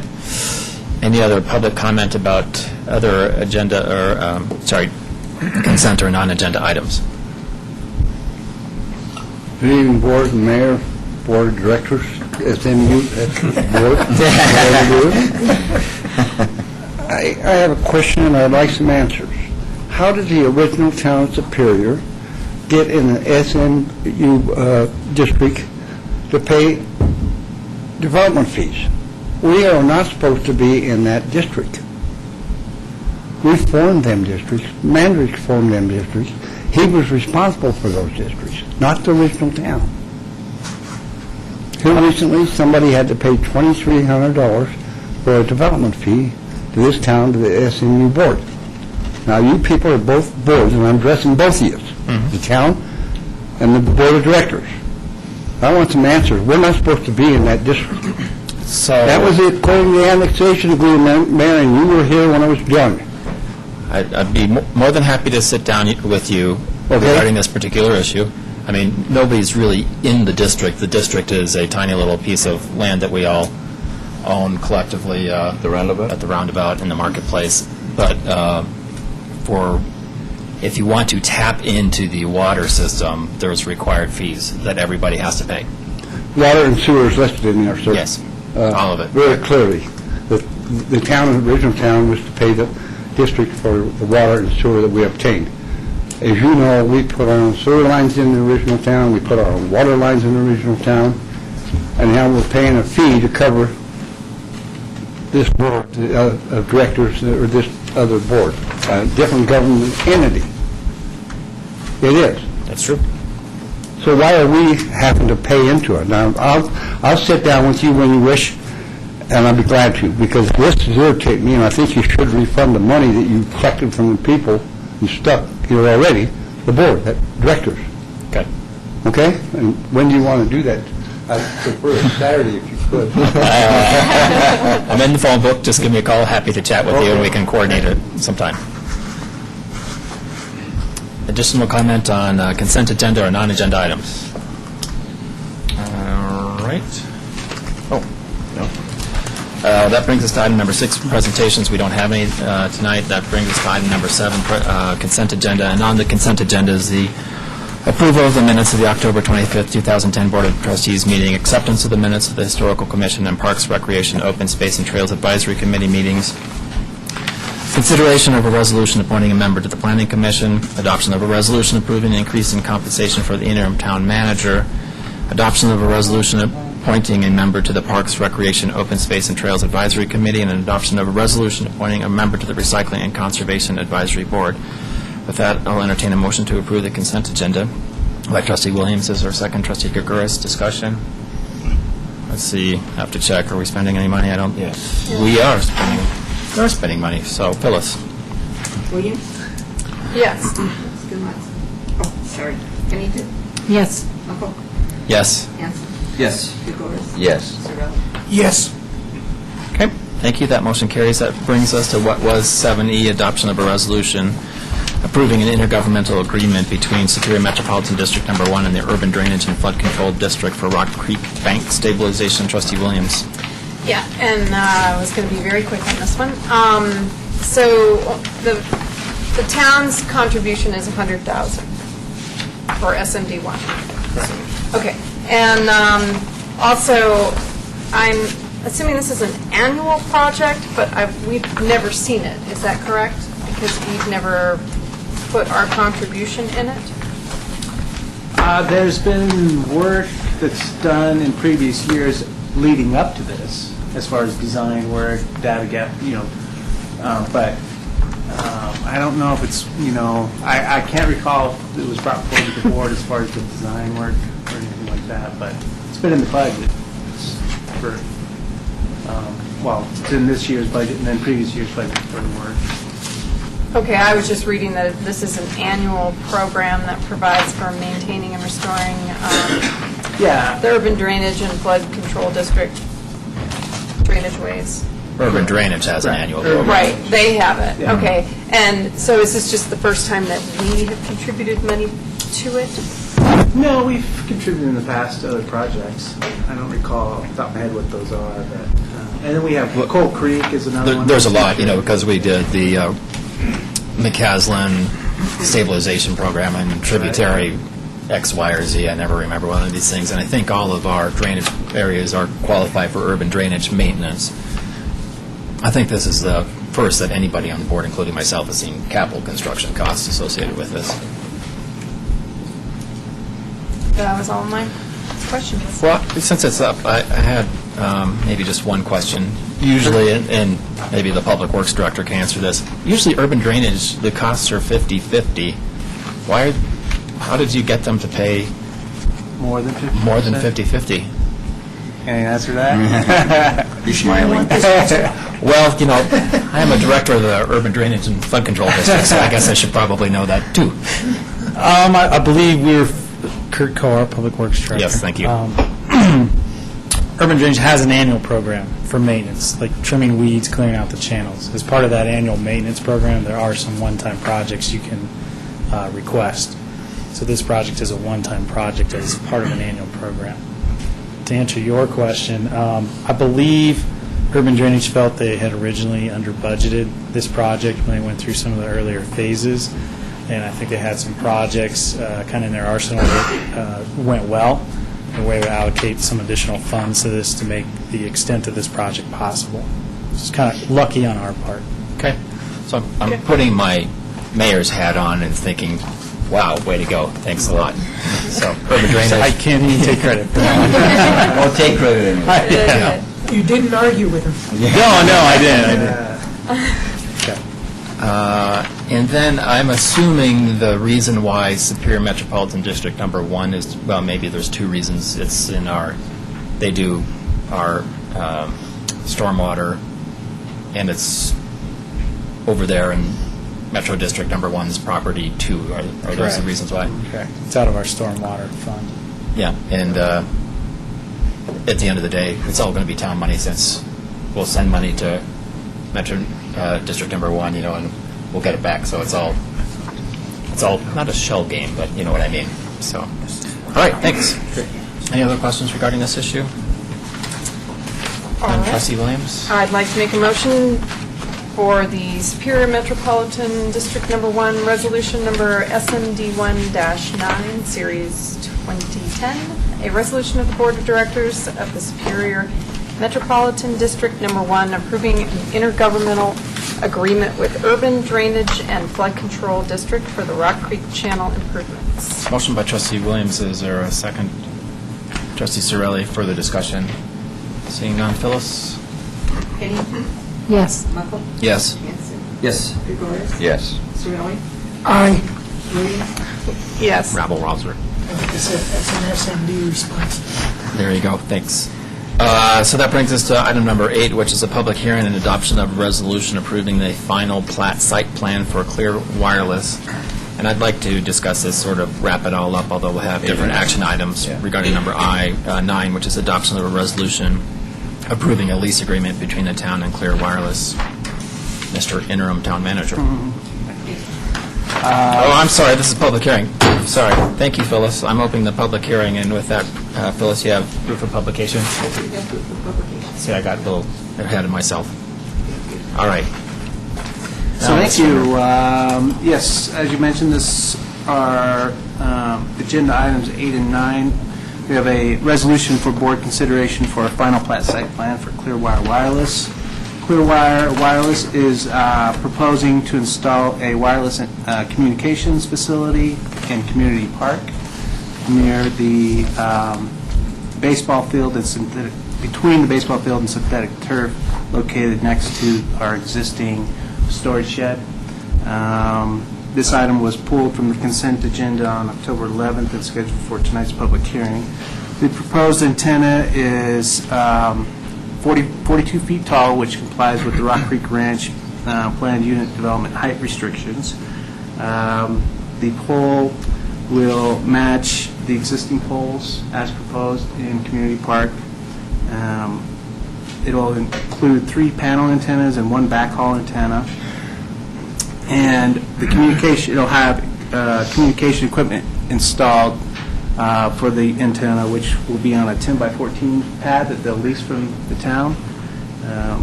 The actual building that will enclose the equipment is a 10 by 10 building, which will match the architectural elements of the existing building that it's going next to try to blend it into what we have there now.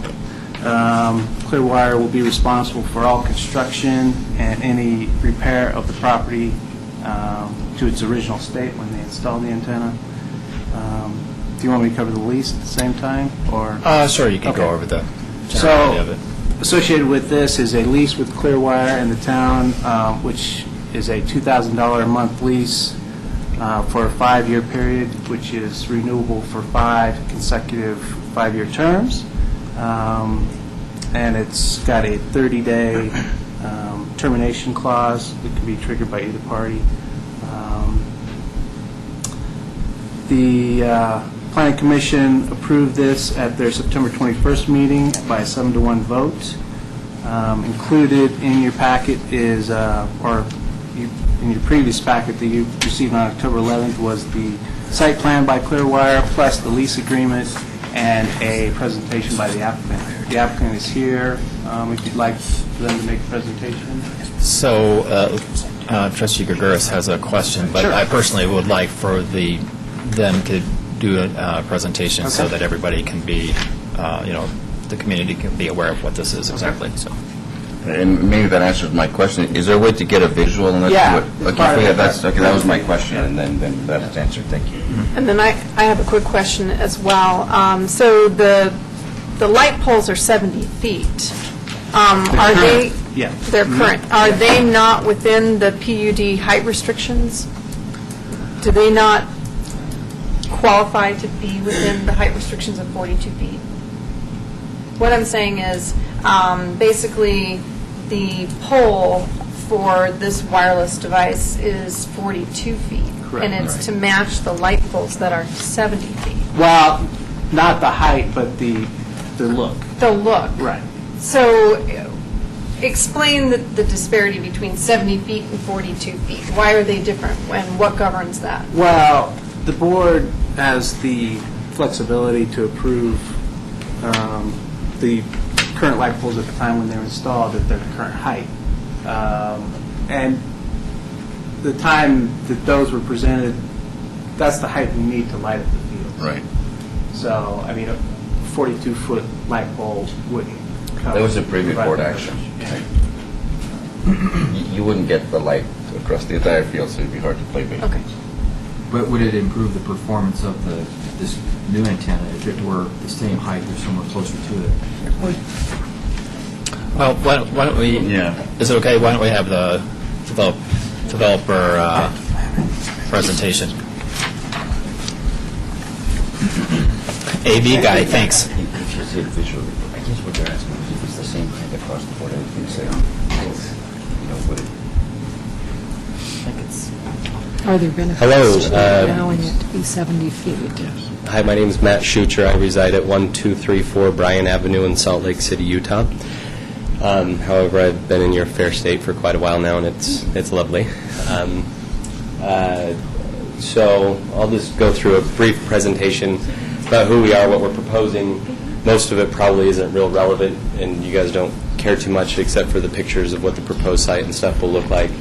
But as Matt suggested, we're proposing to build a stealth pole, stealth meaning that the equipment's on the interior as opposed to the exterior with like the big T-arms and antennas sticking out all over the place, with 3 RF antennas and 1 backhaul antenna.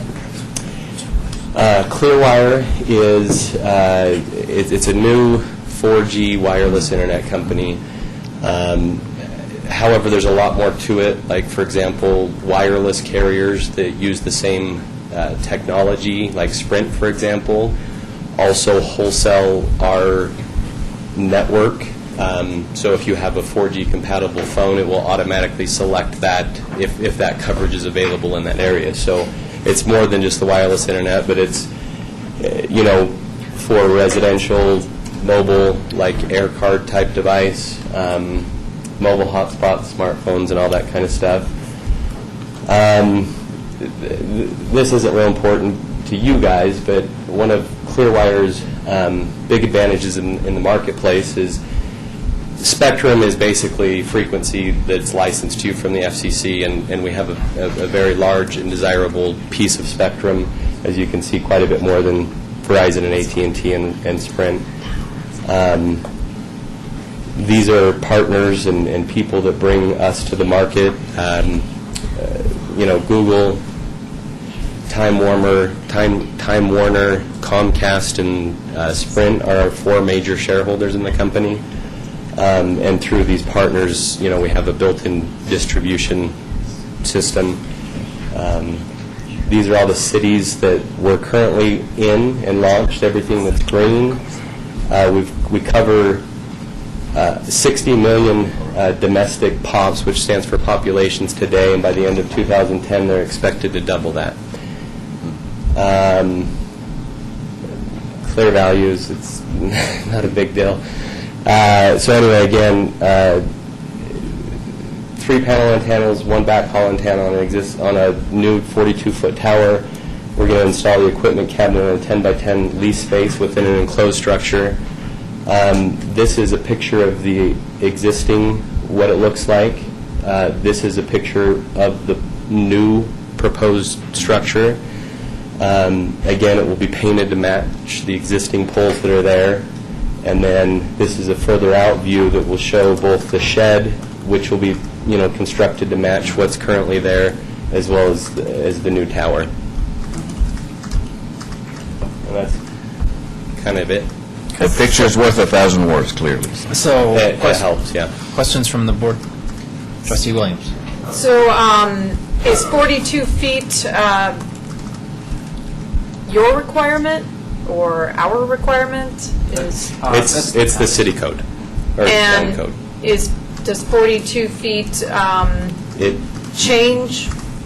It meets our coverage objective, yeah. Sometimes when we have to, we have to work with a lot of different pieces. There's landlords, there's municipalities, there's a lot of different aspects that we have to get to make things work, and sometimes we lose sites because we can't get them leased or zoned, so we have to adjust our existing sites and whatnot. But based on the the network that we have designed here, this does meet our objectives. So is the higher the better, or not necessarily? Typically with any RF, the higher the better. What's the highest that you can go in your other areas that you've installed these? Oh, there's towers that are 200 feet tall. Oh, really? Yeah, in real rural areas and things like that. But a lot of cities, you're looking at building rooftops, and we always try to co-locate on any kind of existing structures, and that sort of thing. Trustee Sorelli? With the 42-foot height, are you able to allow other entities to co-locate with you on an equal basis, or?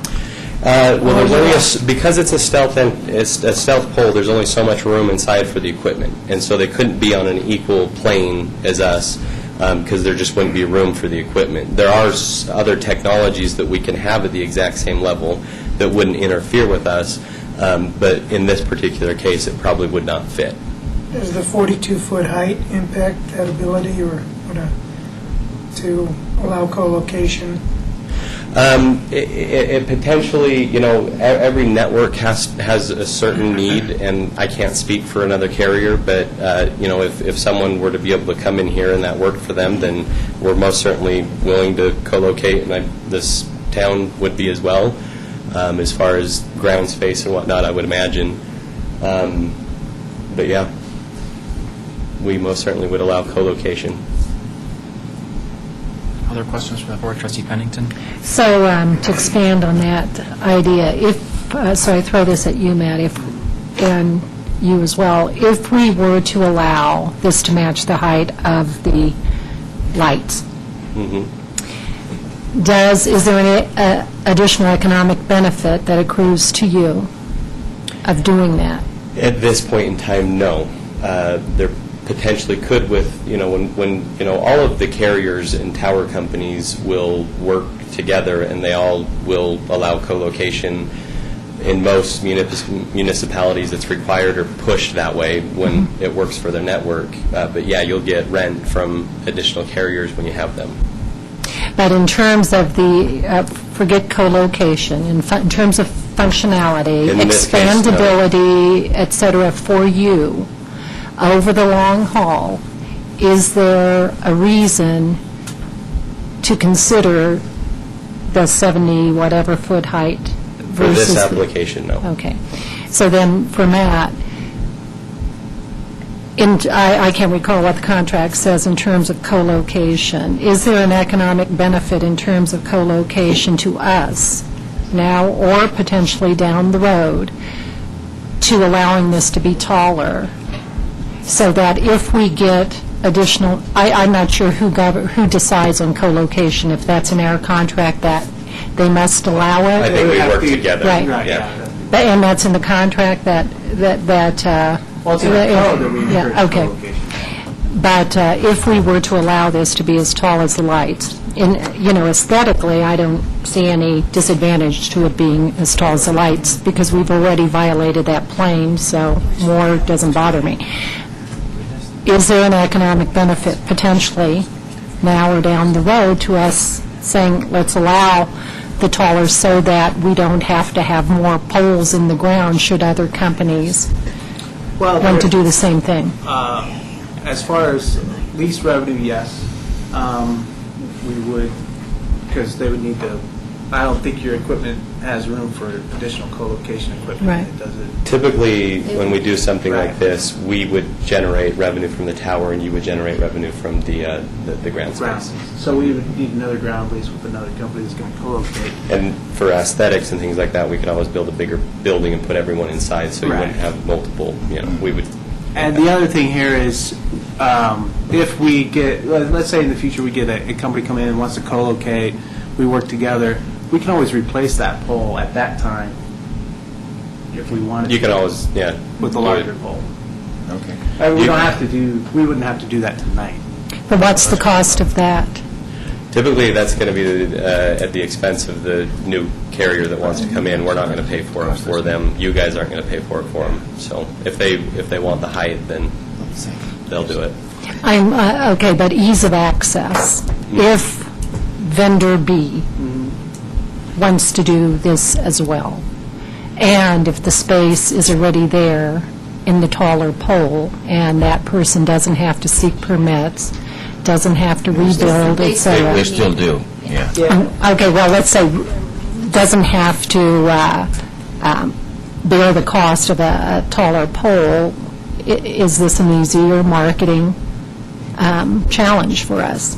Because obviously, we might want to consider others as well with minimal impact on the area. Some costs, because we're going to need a larger equipment building that they're going to have to bear. So, I mean,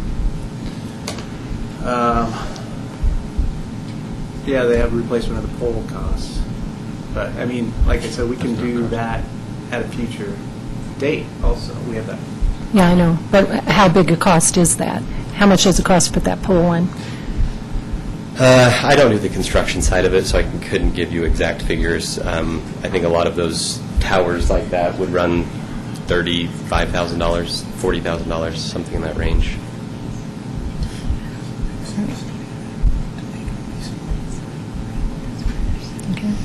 Trustee Williams? So it would be more attractive for other companies to come in if it was a 70-foot pole. And I'm assuming you're at 70 feet and they could be at 50 or 40 feet. It potentially would be. I mean, there's a lot of sites that we, I've done this for multiple different carriers, and, there's a lot of poles you don't even necessarily have to swap them out. They're extendable, where you can add on to. With the stealth ones, I don't know how that would work exactly, but, a lot of times I'll still see a tower, and I'll go to the tower company or the cell company or whoever it is, and, sometimes when it gets extended, the first carrier there, they want to move up to the top spot, but you can still co-locate. Sure. Questions on there? No. So, speaking of co-location, there's 2 locations in town, I believe, that have wireless towers. One's, they're not in the town. I think one's on the CDOT side, if I remember that correctly, and one's at 128 in Indiana, I think. Correct. Or maybe it's at McCaslin. It could I think be. it's Indiana, or no, it's McCaslin Yeah, at the light. 128. Yeah. There's 2 there, yeah. And so, in the spirit of trying to co-locate, did you explore those options, and why were those options not found to be feasible? I'm not sure where those are located, to be honest with you. Wasn't the first individual that started this project. I kind of took over midstream. But we're always going to look at that's the cheapest, easiest way. The cities like it, we like it. We just have to meet a certain geographical need, and this falls within that. Also, a lot of those towers, cell companies really push for coverage of roads and things like that, where we're more residential. We want to cover more houses and populations of, because it's an internet company. Not going to have a lot of people on their laptop on the road. At least we hope, they won't be doing that. You see the text and drive signs, so. But yeah, so it just meets our geographical need. And when we first sat down with them, we went through all this existing sites to first see if those would meet the need before we started talking about this site. Right. Because I think there's actually a third one. There's one up at the Key Bank site. Yeah. So, all right. And here's I believe this is our only commercial venture within of this nature on a town property. So this might be a question for the attorney. So we're saying, company X, we're for rent here. Put your business there, and we'd love to do that. Company B comes by and say, well, gosh, you let them do it. Why can't I have a commercial venture on town property? And your answer to Company B would be? Well, part of it, let me just start from the beginning. Part of the reason these are separated on your agenda is because you're wearing 2 hats. The first hat is you're the governmental regulators here, deciding whether this should be allowed as a land use, regardless of what property it's on. That really should be dealt with first. We will? I'm just trying to separate the 2. So the questions about whether or not this will be economically beneficial to the town, that's really the second question when you look at the lease. So the first step is to look at the criteria outlined in the code and make sure that this facility as proposed meets the code requirements.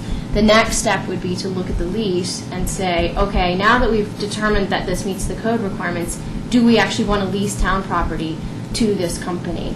So that's why they're separated. I just wanted to clarify those two roles. And I think what you're talking about is the second role is if we're leasing town property to this company and someone comes in and says, well, we want to lease, that you have the ability, you have the power and the ability to say, we lease property based on our determination of what's in the best interest of the public health, safety, and welfare.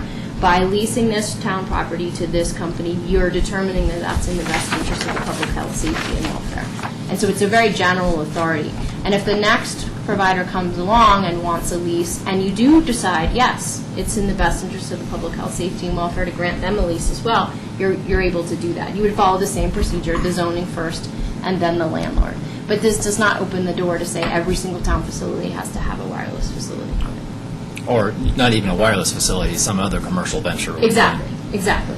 So I'm always concerned about having arbitrary decisions, and so do we need to have some finding of fact that says that this is in the, or we just say that it's in our best interest to lease these properties? By approving that lease agreement, that's exactly what you're saying. So the lease agreement protects the town, talks about how the town is protected, and by approving that agreement, you would be making that finding that it's in the best interest of the And the finding is that one specific spot in that one specific area on town property is where that would make sense. Exactly.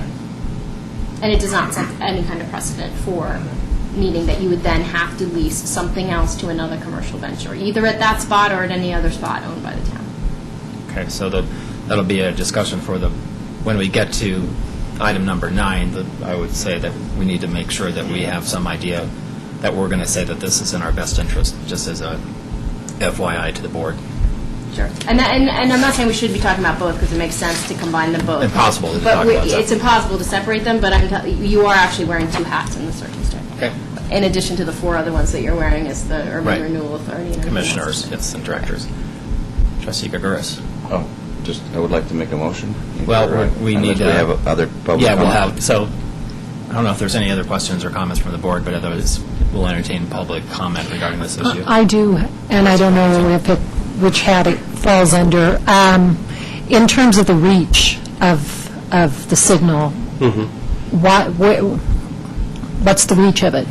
It's usually about 1.5 mile radius, somewhere there, but it all depends on, the clutter from trees, buildings, and whatnot, and the geographic, or the topography, basically. So they'll vary. In some areas, it may spread out further than the other, say, further west than east, or whatever. But it's usually about 1.5 miles. Living in an area of Rock Creek that is notoriously bad for its phone signals, that's I come at this from that concern as well. Obviously, I don't know, I live on some descending area, et cetera, that compromises my signal. Do you expect, you probably just answered this, sort of uniform strength? Again, it goes to height. If we're going to better serve the community at 70 feet, because... Well, they still... Of the way in which signals just like cast. There's going to be antennas with a certain amount of tilt, and it's only going to spread out so far, regardless of the height. Even if it was higher, those antennas might have more tilt to shoot down further, because it's as if you're driving with your cell phone. You're not sticking on one pole. It's basically 2 signals intersect, and one hands you off to the next tower, and so on and so forth. And so... it's a matter of... Well, I should be more clear. I have compromised cell phone coverage sitting at my kitchen table in my house. Sometimes I get it, sometimes I don't. Yeah. So I don't believe I'm the only You need a tower person. in your backyard. No. I'm thinking of leasing my backyard out to you. But my question comes with 70 feet versus 42 feet. If we are the law of unintended consequences, going to then impede the quality of your signal? 70 feet over 42 feet, you're probably going to have a better range, sure. Okay. Trustee Williams. Do you have other wireless antennas in the area? We're all over the place. We're launching this market. But I mean, all over Westminster, Louisville. We're in a lot of the surrounding areas, and so yes, we do. Are they all built? Probably not. But yes. So basically, you're trying to create a 4G network in Colorado. Absolutely. And is that for Sprint, Verizon, AT&T? No, it's Clearwire is. Don't those services use your? So it's kind of complicated, but the service, like if you were to go to a kiosk in a mall to buy a clear wireless device, you're buying just high-speed wireless internet, and it's going to be broadband type speeds from like 6 to 10 megabits per second. Now, other carriers, namely Sprint, who's one of our major shareholders, wholesale our network for their big 4G push on the commercials. Well, their 4G network is actually Clearwire, but they wholesale that network, and so if you have a 4G compatible phone, when you drive next to a 4G tower, it's going to automatically select that. Not all of the, like, Verizon and Sprint have two very different technologies. So Verizon, for example, wouldn't work with, and so like AT&T and Verizon are working on their own 4G solution. But it's not every carrier can piggyback on it, basically. Okay. Public comment regarding this issue?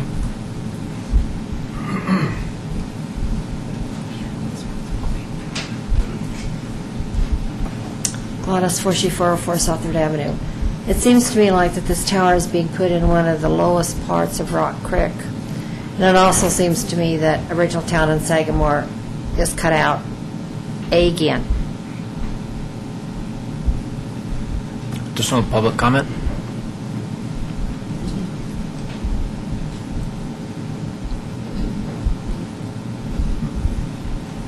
Hi, Steve Smith, 653 Eaton Circle. I'm just curious on a couple of technical questions on this. What is the consumer cost to tap into 4G in our homes? Typical, what should we expect? And also, is this the type of technology that you can have repeaters for so that you could maybe repeat this signal so it could get down to original town of Sagamore? Thank you. That would be, I guess, a question for you. So the first question, as far as cost, if you go to clear.com, they're not launched here, but you can see their pricing, but it's like $39 a month and up, depending on your package. As far as the repeater question, yes, this technology does allow for repeaters. In fact, when we do like kiosks in malls and things like that, we'll put repeater sites in there, so the signal broadcasts in there, so we can run the operation there. So. Okay. Additional public comment, or Trustee Pennington? So I have a question from somebody better with distances than I. So if it's situated in community park, and you draw a big circle with a mile and a half from every point, where does that coverage where would we expect that coverage to end in term? Would original town be included? Would Sagamore be included? Or sort of 2 by 2. Sort of the top of Rock Creek Parkway, I think, is a good guess.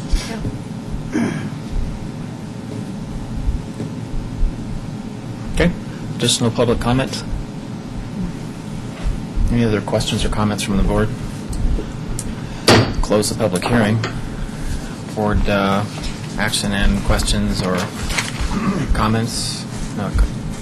No questions, please, but comments? Okay, well, I'll entertain a motion. I would like to Yeah, I guess we slipped up. Yes, okay. Anybody have any comments? Seems to me that if we could do 70 foot, I think we should. If it's going to be better, and it's merely the Rock Creek PUD that's holding it back, and it's in a place where it is not otherwise going to be detract from what's already there. I mean, it's like another light pole, but the way I see it. Okay. Trustee Bennington? I echo that, unless, and I would ask for anybody in the room who has a reason as to why we wouldn't allow that. We just closed the public hearing. I can't, but can I No. ask Matt? Well, Matt's staff? That's fine. Does the attorney or Matt have any reason why 70? Well, they haven't applied for 70 feet, Right, so we're just right. in a difficult position here because they've applied for 42 feet. Right. So the question you can't also... tell the applicant, yeah. hey, spend more money and build a bigger one. The question also becomes, what procedurally would we have to do tonight to ask for the consideration of 70 feet? Do we vote this down at 42 feet?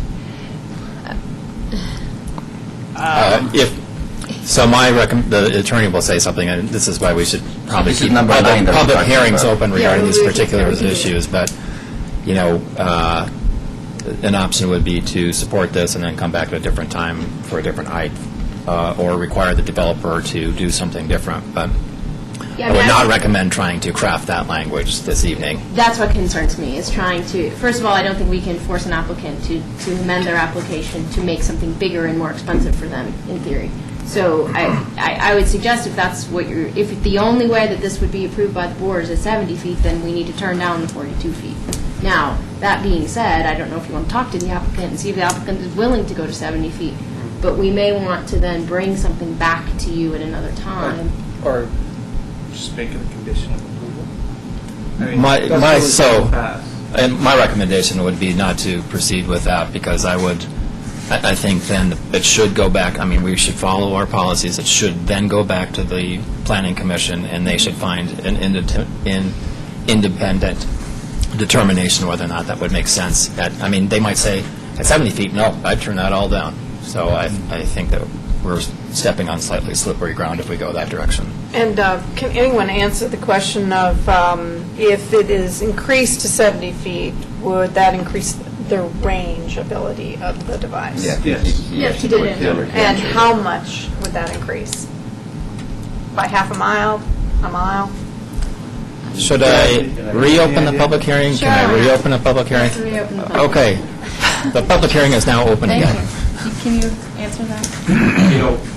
It's hard to say. I'm not an engineer. I would have to get that information from them. However, it's still usually about the same coverage, because we do have towers all over that mesh together. So again, the 42 feet works for our network to provide continuous coverage where there won't be really a gap. Now, obviously, these sites we're building, and so there'll be gaps until they're all built, but yeah, the 42 feet. And I guess, we've worked with staff for months and months and months, and,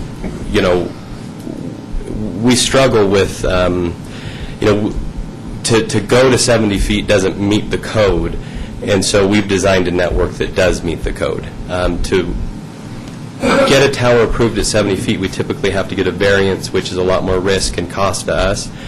And so we've been working very hard with them to get something that makes sense for the town and us. If you didn't want to approve a 42-foot tower, I don't know if you can make it a condition approval that it's a 70-foot tower, and I'd be happy with that. But we're also trying to launch a network and time frames, and we've been to several meetings now. And keep in mind, we have options if we get somebody who's interested in a co-location and we want to look at something higher. I'm pleading. So basically for you, 42 feet or 70 feet, it doesn't matter. No, they were 42. No, it does matter a lot, actually. Our application is for 42, yeah. varying. It does matter to them. What is there an additional cost to you what is the additional cost of going 70 versus 42? I don't have numbers, but it is, bigger, more expensive. Well, unfortunately. There's more, the foundation footings, everything, the whole over package is more money, so.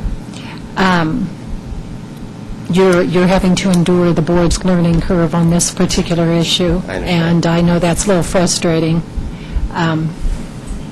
So just bear with us, I guess, is what I'm asking you to do.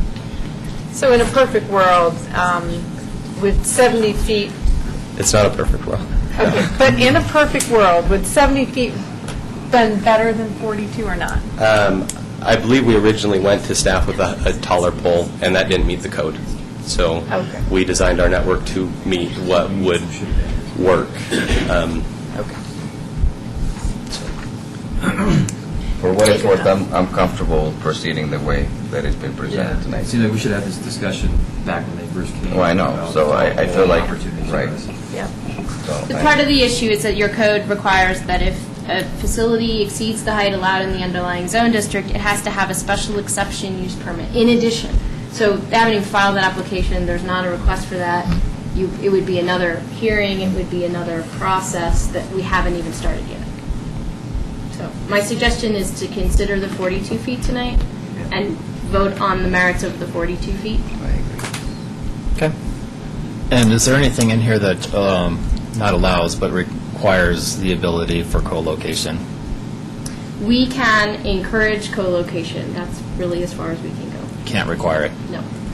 We can require it except if it's technologically infeasible, which is really this sort of open-ended ambiguous. But we can require them to consider it, and if they can show us that it's not feasible, then they don't have to do it. Perfect, so the onus would be on them. So do we need to write that somewhere? Let me look and see if that's actually what the lease says at this point. That's usually the language in the lease.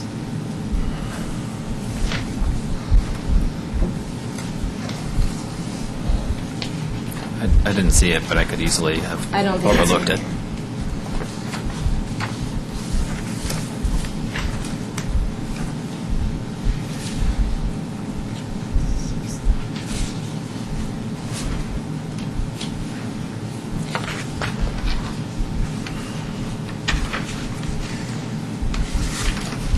And it's actually in your code, and what it says is, no telecommunications facility owner or lessee shall act to exclude or attempt to exclude any other service provider from the same location. So the onus is already on them in your Okay. code. And it also says a facility owner or lessee shall cooperate in good faith to achieve co-location. So the Okay, onus is so you already think, on them. okay, thank you. Let's see, the public hearing's still open. Any other questions or comments? Any other public comment regarding this particular issue? Bang my gavel. We're now closed. Public hearing. Any other comments from the board regarding this? My comments are, Trustee Riley, I'm I sorry. echo, we're trustees in this one, or do we? I think we're trustees here. I echo Trustee Gregorius's comments that he made earlier, that he's comfortable proceeding as is. Okay. With strong encouragement for others to consider requesting changes later. I'll have comments regarding, Trustee Pennington. I likewise am comfortable enough with the 42 feet. However, I'd like to encourage the applicant that should 70, when you make a phone call tomorrow, be preferable that you immediately come back to us with that. Okay. Trustee Gregorius, so my only comment is that I believe that after reviewing all the information from the Planning Commission and hearing the testimony from the applicant, that this falls within the code of the Town of Superior and the Rock Creek Ranch PUD. So I'll have other comments later. Trustee Gregorius. I would like to make a motion to approve Town of Superior Resolution Number 67, Series 2010, a resolution of the Town Board of the Town of Superior approving the Clear Wireless Final Plat Site Plan. Motion by Trustee Gregorius. Is there a second? Trustee Williams. All in favor? It's unanimous. Thank you. That brings us to item number 9. And is there any particular public comment regarding this part of the agenda item? any board comment regarding that. So my comments, as I said that I would, is that I'm not able to find really any significant reason or finding of fact where this would be beneficial to the town. The dollar figures that we're talking about are small. They don't come probably to even close to a rounding error. Might help with our parks development plan.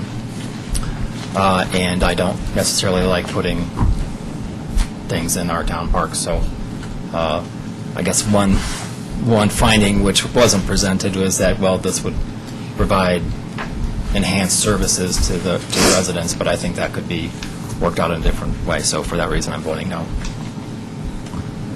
Any other comments regarding that issue?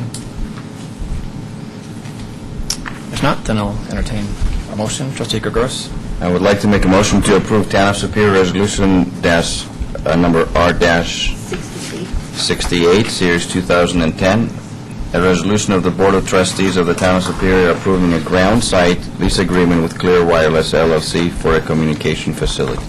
Motion by Trustee Gregorus. Is there a second? Trustee Williams, further discussion? All in favor? Are we not, isn't money involved or not? We're not spending. No, they're giving us money. You're getting. All right. Yeah.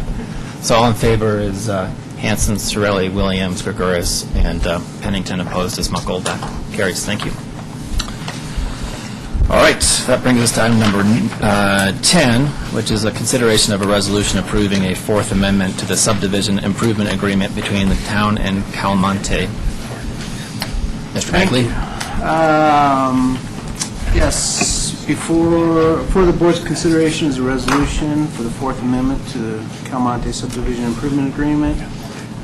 The town entered into the original subdivision improvement agreement in 2002. This development is located on the southeast corner of McCaslin and Colton Road. It includes 75 townhome units to be built on 23 acres, and then a commercial portion on the western parcel of the property, which is 12 acres, which is currently vacant. In 2005, the town approved a First Amendment to the SIA, which specified performance guarantees and letter of credit requirements for the development. And at issue for the current amendment plus the Second and Third Amendments, which were approved in 2006 and 2009, at issue there is the construction of Caslon Street, which is the road that bisects the commercial property to the west. In 2006, the Second Amendment was approved, which allowed the construction of this street to be delayed. The primary reason for this from the developer was they weren't sure how the property was going to develop, and they wanted to keep it as open as possible for any future developments and any users that wanted to use that property. So by bisecting the land with the road, you kind of constrain what users might be able to use that property. So it was felt at that time and in 2009 that it was better to delay the construction of this road until we know better what users might be interested in the property. We came up against the deadline for the construction of the road again last year. It was to be built by December 31st, 2009. The applicant, which is the developer, came forward and asked that that be extended. The original agreement had 2012 for the extension, but the board requested that that be changed to 2010 so that you could review future requests annually. So we are in the position again where we have a Fourth Amendment to delay construction of this road. The Fourth Amendment has December 31st, 2011. The applicant is present. If you'd like to ask questions of him. We would. And, yeah. Great. Oh, I'd just like to mention Exhibit 3 in your packet, which refers to the remainder property, includes the entire property with the townhome units. We are going to revise that so it just includes the commercial property because we don't want to delay any COs for the residential piece. I'm sorry. So there might be... Explain that. Yeah, run that. What page are you looking at? Exhibit 3 in your packet, which is referred to as the remainder parcel in the Fourth Amendment. terminology gets a little confusing, but we're talking about the remainder property. Which is the commercial It's property. supposed to be the commercial property. However, Exhibit 3 also shows... Can you show me that page just so I know where I'm... It's Exhibit 3. Next to last page. Right. Next to last page, thank you.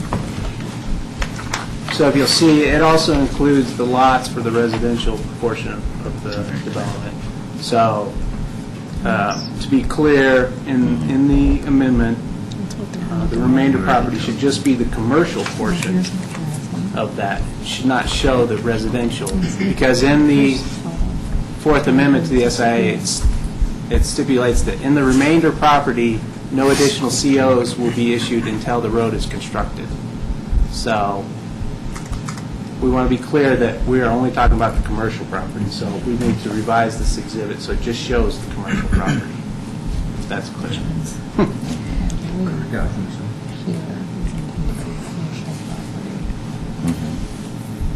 So I'll read this again. So this is, current alignment proposed for Castellon Street may be altered in connection with the planning process. So the portion of the property depicted on Exhibit 3. Right. Attached. Does Castellon Street go past and into the neighborhood? It goes... It connects with Calmonte Avenue? Ah. Yes. Okay. Yep. I get it. Yep. All right. So it has nothing to do with the road east of Calmonte Avenue? No. Okay. I think that somebody representing Calmonte is here this evening. Yes. Perhaps to, well, after the name and address, an update of where we're at. Yep. My name is Joe Zapito. My address is 3166 East 134th Circle in Thornton. Good evening. Good evening. What questions could I answer for you? Where are we at? I represent the bank. The bank has started the foreclosure proceedings against the developer, and the sale date is January 12th. And so we anticipate at that time that the bank will take control of the entire development. I'm glad to report that on this particular development that the bank will ultimately have, we've actually got some viable options lining up, viable developers that see the value in this development, and we're in discussions with them as we speak to see if we can't get to the point where we might reach a deal sometime soon so that they could begin construction. On the residential portion or the commercial? The residential. Yep, the residential. The resolution that we're asking you to approve tonight is just to allow the commercial component to remain marketable for either the bank, such that the bank would hold on to it and market it, or a future developer, so that it just remains marketable. We just think it would be a mistake at this point to put that road in and spend that money. And so I have the opportunity, because you're here, and I know that's not the particular property or portion of the property that we're talking about, but what kind of risks are going to be entertained by our residents that live there currently with the process of the foreclosure? None that we know of right now. The HOA is still intact and operating. The bank has picked up a good portion of some of the common maintenance, specifically the landscaping. We recognize that it's important that even though the project is kind of stagnant right now in terms of construction, we recognize that it's good to show curb appeal, and it's good for the residents to understand that as well. But to our knowledge, no effect. Okay, thanks. How about warranties? Warranties are still intact. Who's honoring the warranties? The contractors that perform the work. Okay, there are questions? Trustee Williams? So is the residential portion separate from the commercial portion, and are you selling them separate? Right now it's together. Once the bank gets a hold of it, then I think we'll look at it and see about marketing the commercial piece separately. Okay. Public comment regarding this issue? Yeah, I just had one quick question. So you have some viable developers for the residential only, not the commercial aspect? That is correct, yes. Thank you for asking that question for clarification. Yeah.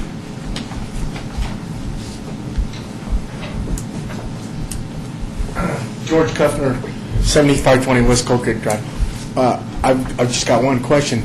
If we lift this and allow them to get more residential COs or to build out the residential, could we end up with the same problem that we have right across the street with the open field that has no commercial on it? We're all built, the Rock Creek's all built out, and we never got no commercial from the corner. You know what I'm saying?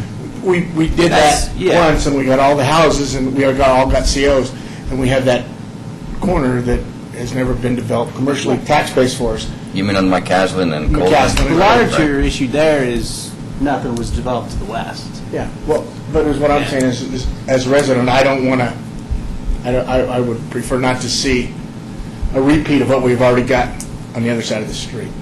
I would make them bring the commercial with them as we go, or, so many houses to bring some commercial and no more houses. Not just go ahead and build this out, because there's a lot more money, I think, in the housing end of it for a developer than there is the commercial. And just as a resident, I'd prefer not to see another vacant field, 12 acres of it. Thank you. That's a good point, George. Good point. Mr. Magley, you're leaning forward. Well, I understand George's point, but I would recommend that we not delay any COs for the residential portion. I think everybody wants to see that built out, and we already have some units there, and the market being what it is, who knows when that commercial property is going to develop. May I speak to that as well, Mayor? Well, just one quick question.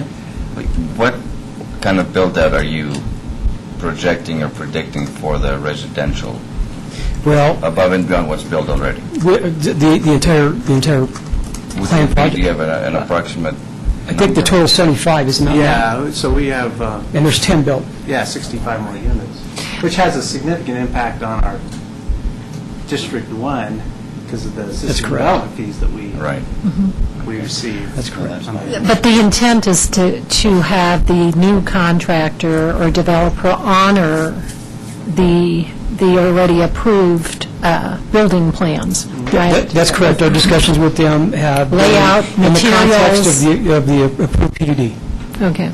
They would have to come back to the town if they wanted to make it. So, with the approved PUD, is the commercial separable from the residential? And can they be sold separately without any further ado? I mean, no further board action, nothing needed. Right, but then when whoever buys the property, when they come forward with the development plan, they have to get approval from the town for that plan, for the commercial parcel. That's right, because you're going to want to know at that time what the plan is, so you'll want to hear that.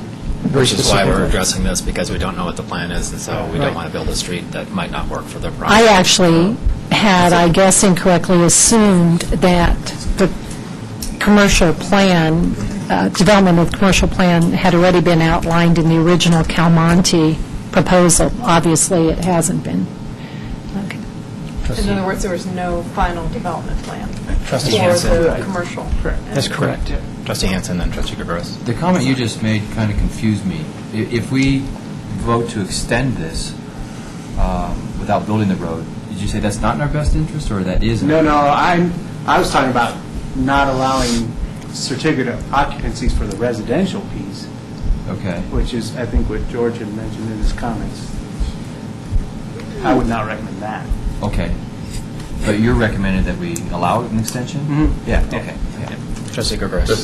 Just clarification purposes, as far as the residential units, the other 65 that are left, this is going to be the same as what we have here existing, right?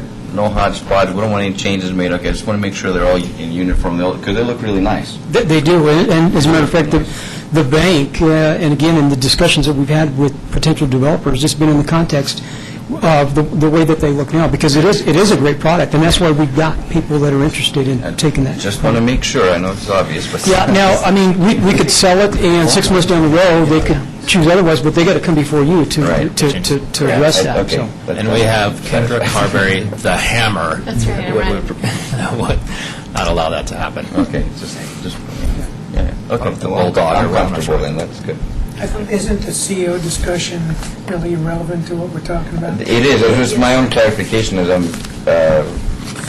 looking in the future, just to make sure. You're right, it is. Well, sir, the only reason we're bringing it up is because when we reviewed the language that was presented by the attorney, it wasn't specific that it was to the commercial piece, and what we were concerned about is that it was going to hold up the progress of the residential units being constructed, and then this tied to that. So we were just wanting to work together to separate that and make Right, sure. all we're doing is changing the map.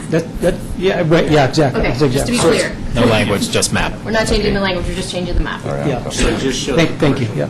However, we're going to clarify, that's what we're doing. Okay, good. I have a I'm good. All right, question. that's fine. Trustee Sorelli. Do you see any way in the reasonable realm of possibility that somebody's going to be trying to design this road this coming year?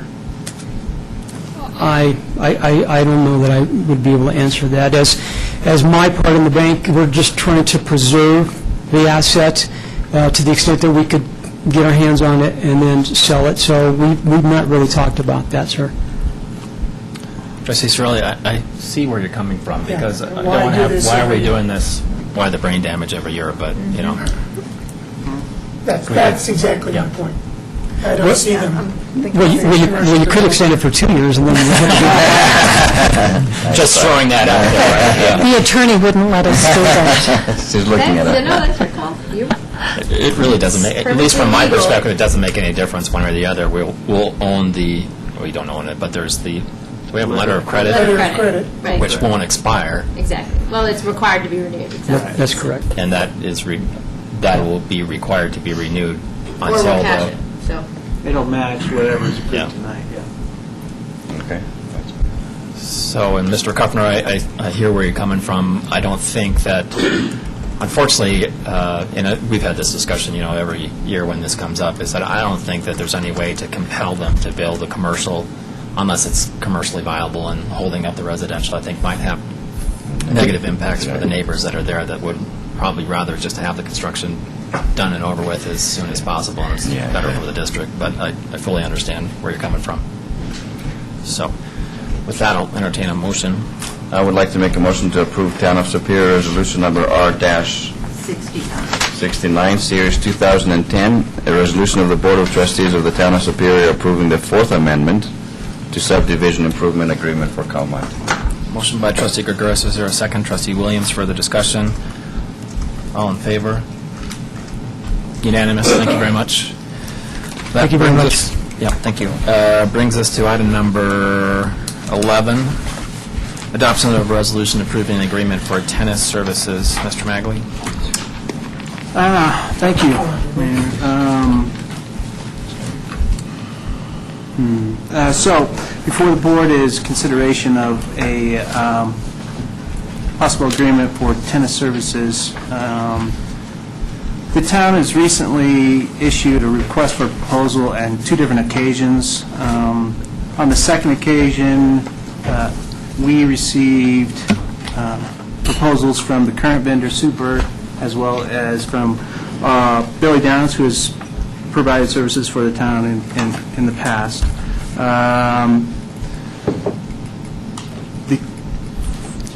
At the time the proposals were received, the town staff evaluated each proposal based on a set criteria of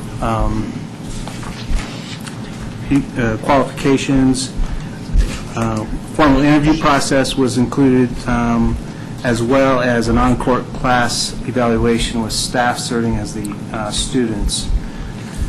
Staff felt that both bidders are highly qualified and skilled instructors and would be excellent candidates for the town's tennis program in 2011.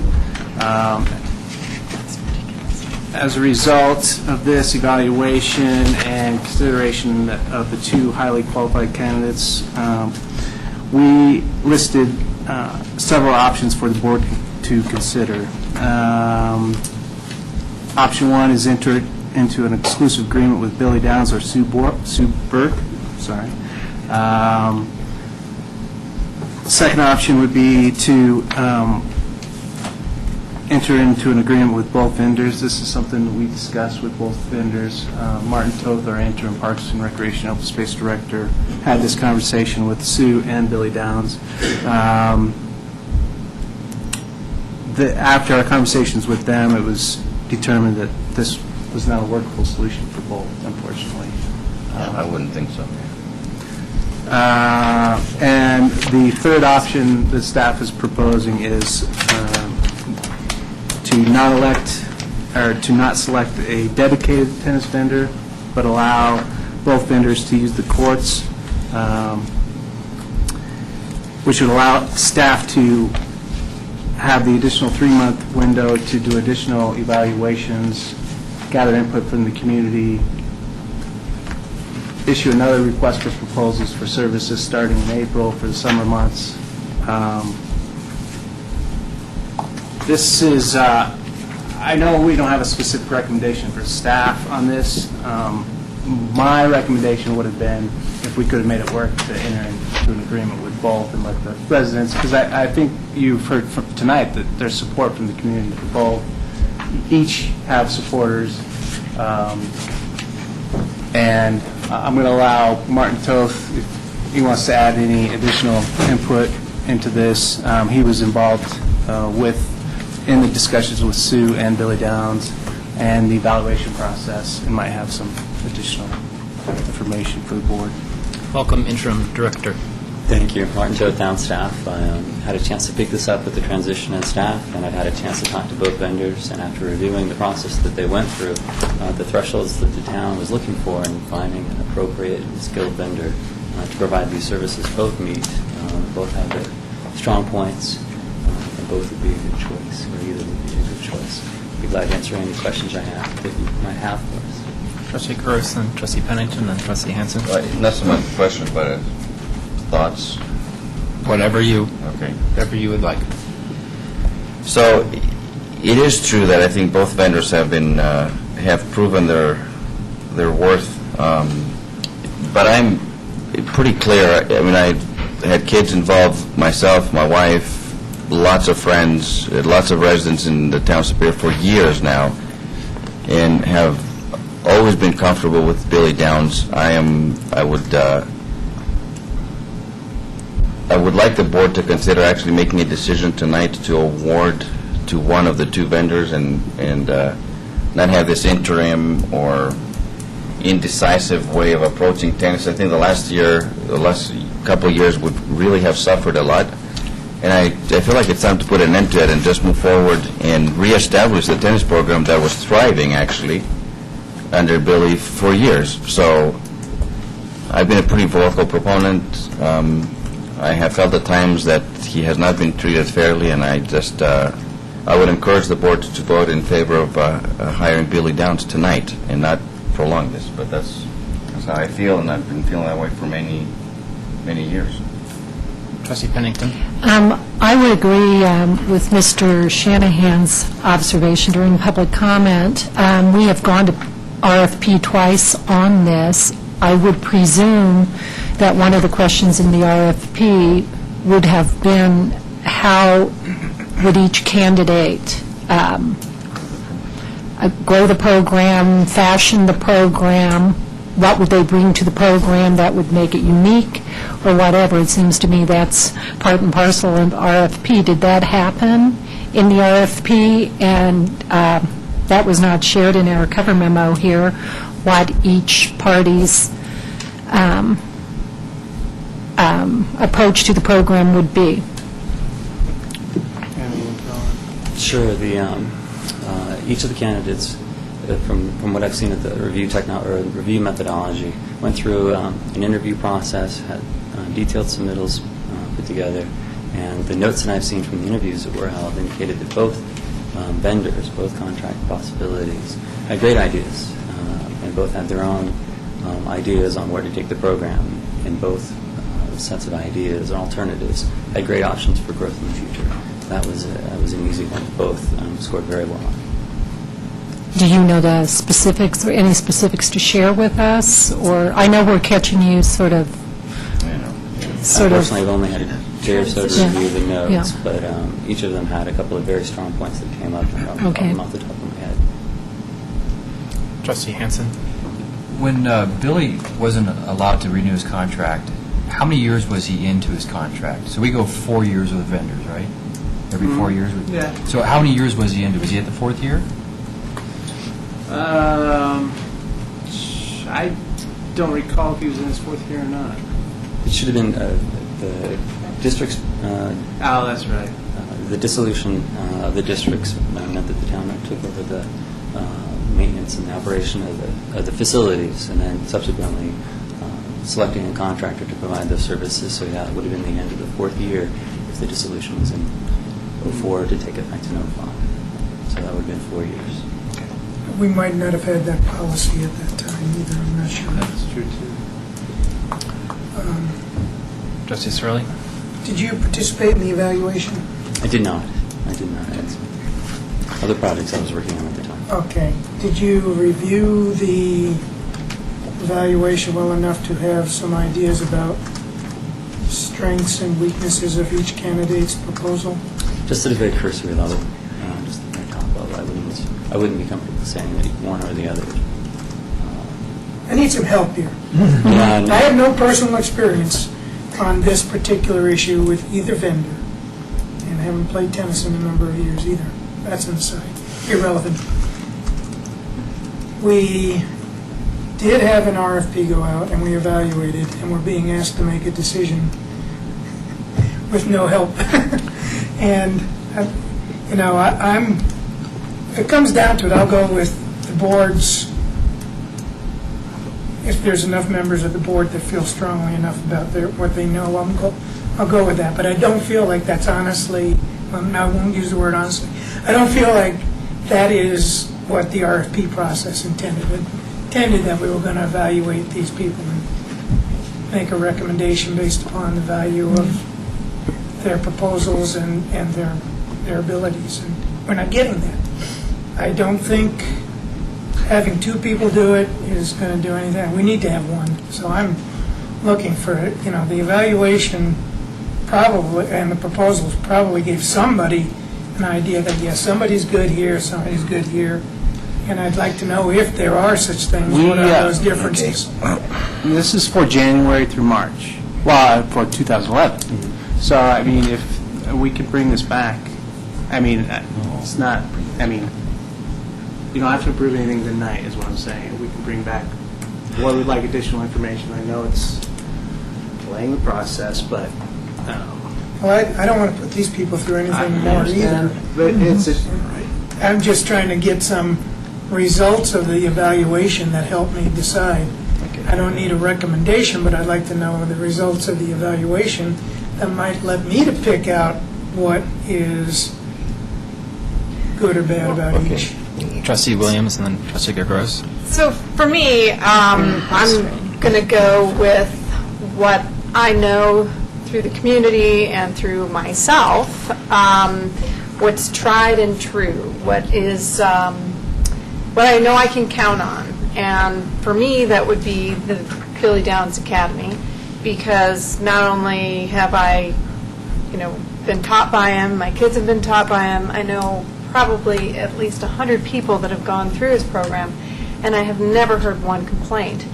So I'm going to go with what I know is going to work for the town and what has worked for the town. I'm not going to go with an entity I have no clue on, based on the fact that, and it is not a reflection on you, but based on the information I have in front of me, I don't have enough to make a different choice other than the one I feel most comfortable with. Trustee Gross. So I was just about to give a long speech, but I'm just going to say ditto to that. I totally agree with Trustee Williams. I think that is definitely the way to go. I see no reason for delay for another 3 months, because it's not like Billy's a new entity into this town. It's the first time we're meeting him, and he's an unknown entity. He's proven himself over and over again. I think for that reason alone, I'm very comfortable voting for him, and I hope that the rest of the board members feel the same. Trustee Hansen? Trustee Hansen. Yeah, just one of the comments earlier, the gentleman said there's a history of growing program. up until just recently. And if I remember correctly, Billy Downs built the program from basically nothing to something that was really strong. And for whatever reason, he was not asked to come back. If we've got evaluations here that put them equally the same, I say we go with the long history, and that's with Billy Downs. And this makes sense. Okay. Trustee Pennington? Joe, I share your pain. This is, to me, a very, very weird situation in the way it came to us. And I'm going to cut some slack here because we have two gentlemen who both are serving in interim capacities. But it was never intended for us to have to it never should have happened this way, since we were not part of the vetting process. We did not read the RFPs. We did not take the on-court tests. We weren't privy to the complaints that were issued or the compliments that were received, et cetera, et cetera. So I would really, just for the record, and I know you know this, gentlemen, but in the future, this shouldn't come to us in this fashion. But I'm in your same situation, not having personal experience with any, and instead we'll have to rely on people who do have that experience. My comments are that I'm sure that both candidates would be fine. Mr. Downs has obviously been supported by multiple members of the board, but I couldn't say in good faith that I've done my due diligence on being able to recommend one way or the other.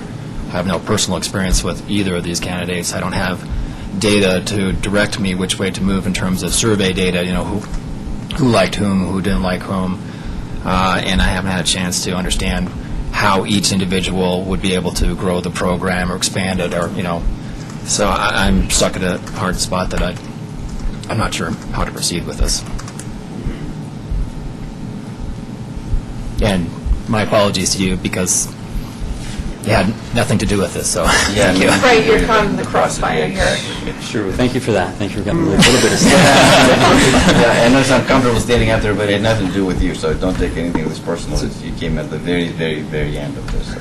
If I could just give you two bits of information, additional information. The numbers that we referred to a couple of times, the participation numbers over the last couple of years have been in the 450 to 550 people a year range from our registration numbers, and they dipped a little bit this year due to all kinds of variables. Most specifically, switching vendors and having a down couple of months with the switching vendors mid-year.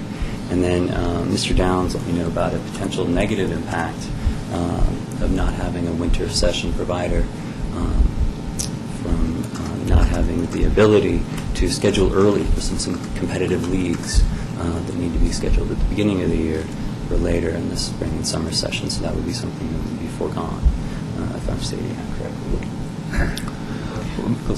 Well, my recommendation, and I know that Trustee Gregorus's recommendation, is that I would delay this to the next meeting. I assume that we'd be able to obtain some of this data that people have talked about. Is that? I'm relying on you telling me. We have all evaluation criteria data we would bring forward in contact with previous participants that we would have to look into, but because I don't want to delay until I don't think the two-person program would work. I mean, it'd be nice if it would, but I can't see how that would be the case. Don't want to delay it because earlier is better, and I guess I agree with the comment that it'd be good to have something going sooner and be able to grow that into the spring schedule. But otherwise, I'm going to have to vote no on this because I don't have enough data to support me one way or the other. Trustee Williams and Trustee Gregorus. Well, then, if that's the case, how about we consider this being a year contract so that we can get more information in the interim, and at least Billy Downs can get the program going and bring it back to its glory and not delay this? Would anyone go for that? I say no. He's got a history of a successful program, and let's make a decision tonight and give him the full I agree, but at benefit this of a point- contract. This isn't going to go. This Well, is no, gonna we don't know fly. that. We We should don't put know it to a that. vote. I think we can put it to a vote and like it should be. Just as historical background, several months ago, there was an RFP that went out, and Billy Downs responded to that. Correct? And he was the only one that responded to that. Correct. If for some peculiar and still unexplained reason to me, that didn't go through. So then there was a second RFP, which brings us to today. So to delay a third time to me is just unconscionable. I just can't, it doesn't feel right. I don't want to delay it, and I don't want it to be a no vote. So whatever Well, we we have need to to- do to make it happen. Well, we need to vote and see if it goes down, then we can vote for something else. Trustee Pennington. I sort of like the idea of what the mayor is suggesting. However, for that to work for me personally, I would then have to put myself in the position of asking each of the potential candidates to make a presentation to the board as to what their long-term plans for this is, how they would grow the program, where they would take it, vision, et cetera, because that's a critical element that nobody has expressed to me. However, having said that, I would say I am prepared to make a decision tonight, and based on what I have heard, that would be a favorable decision for Billy Downs. Okay. Any other comments? Anything else from the public?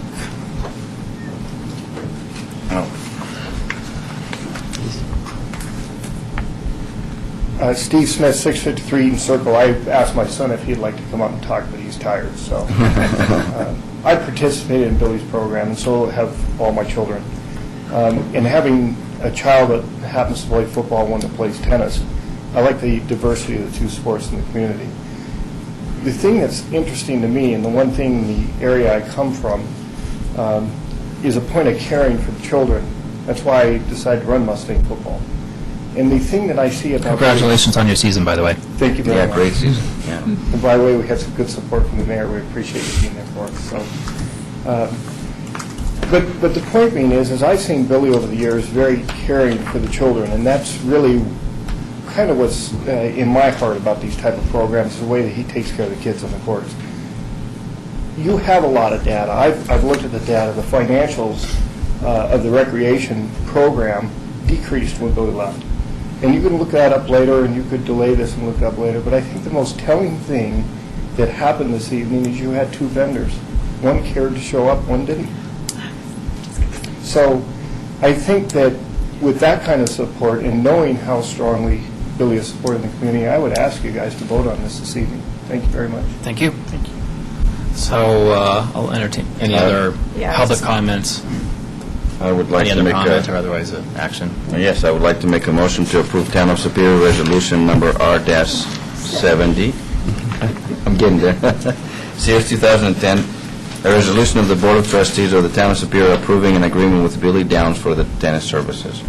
Motion by Trustee Gregorus. Is there a second? Trustee Williams, further discussion. So I'm voting no tonight purely because I don't feel as an elected official that I've done my due diligence, and I suspect I might even select Mr. Downs in the future, giving all the data, but that's the reason why. So I think we're sort of spending money, I'm not sure.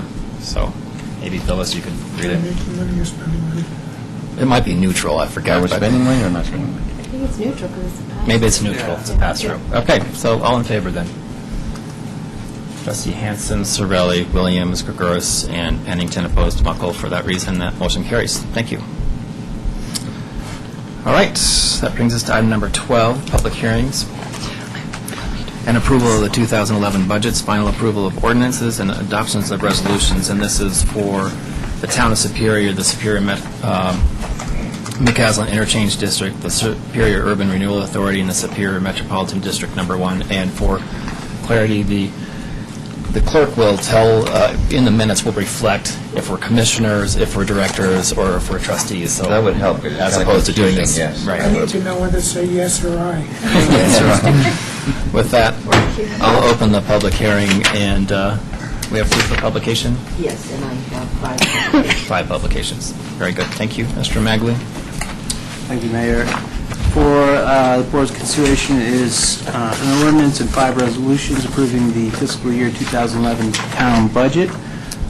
Total budget for 2011 of all funds is $38,957,452. Pleased to say that this budget includes another reduction in our general town property tax. Represents a 3.1% increase in our town general fund, which is a modest increase. As always, it includes conservative revenue projections for the town, and as always, involves a great deal of work by our town staff, specifically Paul Nellis, our finance director, and Jeff Stone, our accounting manager, as well as the finance committee and advisory boards who provide us input, and the board as a whole.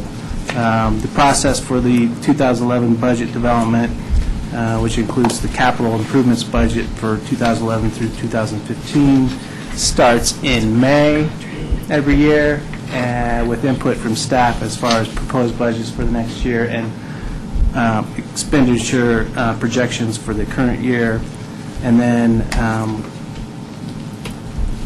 goes to the advisory boards for their input, and then to the finance committee for their input, and then to the town board. The finance committee had 2 meetings on this on September 7th and 20th.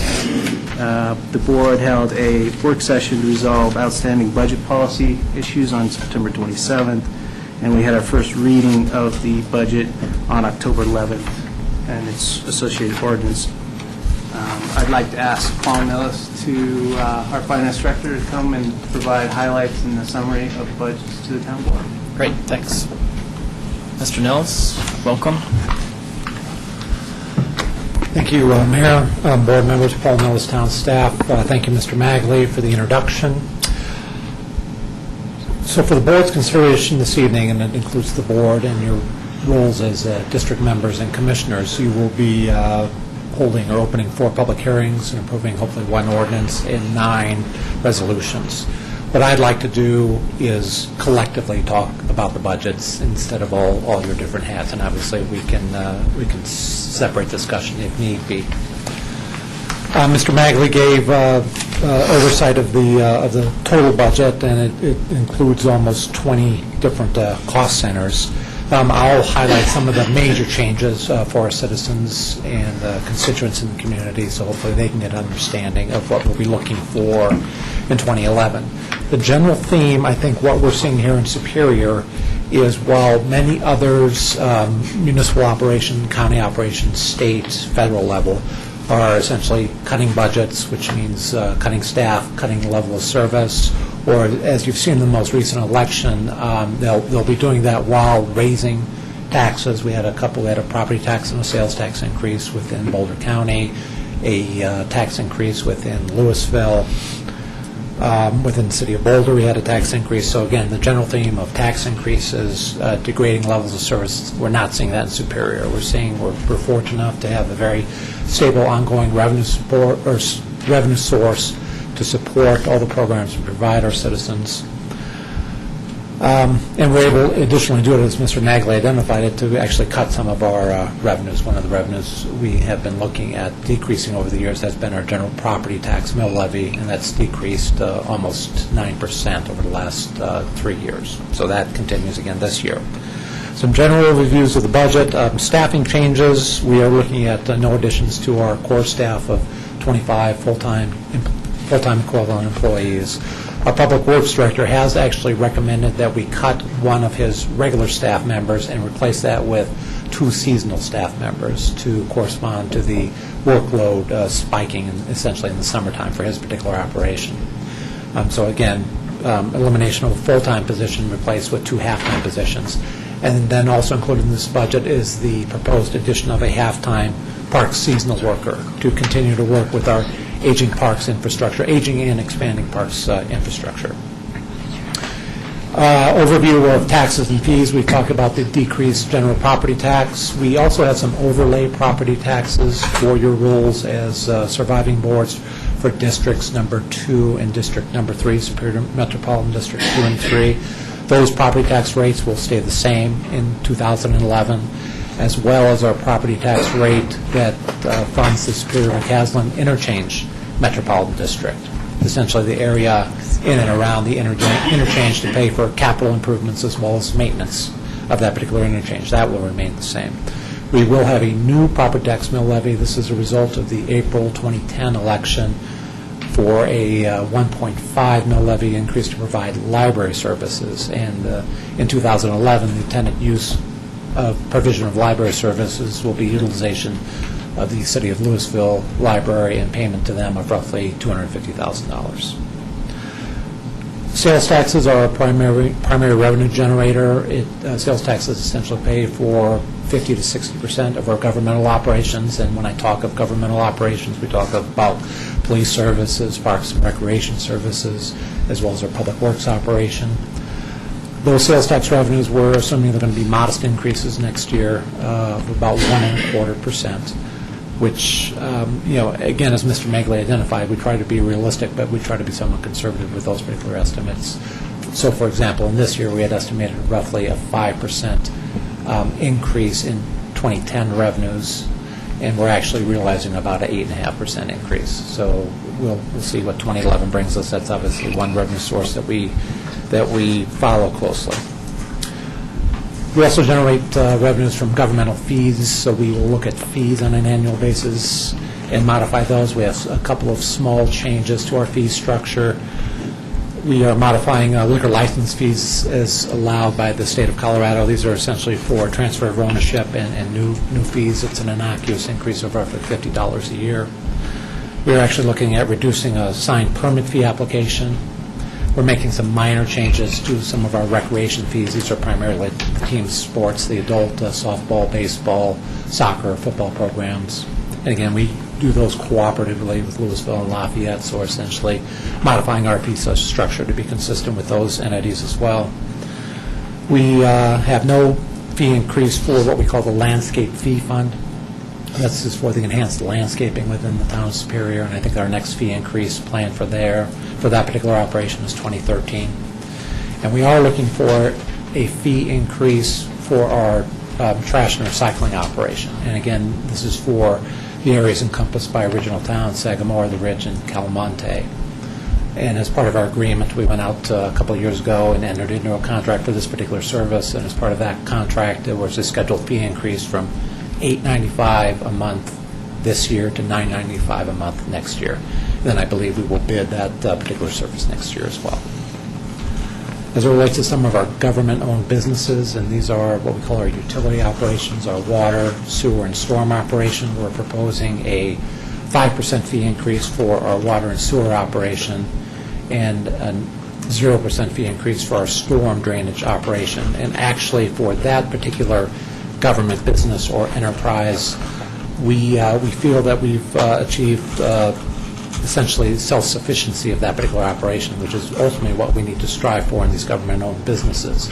As it relates to our water and our sewer operation, many of the operating expenses are covered by fees, rates, and charges, but we transfer roughly $2 million a year to continue to support those particular operations. That's just how they were established through a combination of our utility infrastructure built larger than our ultimate growth area, as it relates to tap fees being either primarily underpaid by the developer in this particular community. I know we had a conversation earlier this evening about tap fees, but those are critically important for financial sustainability of those particular government-owned businesses.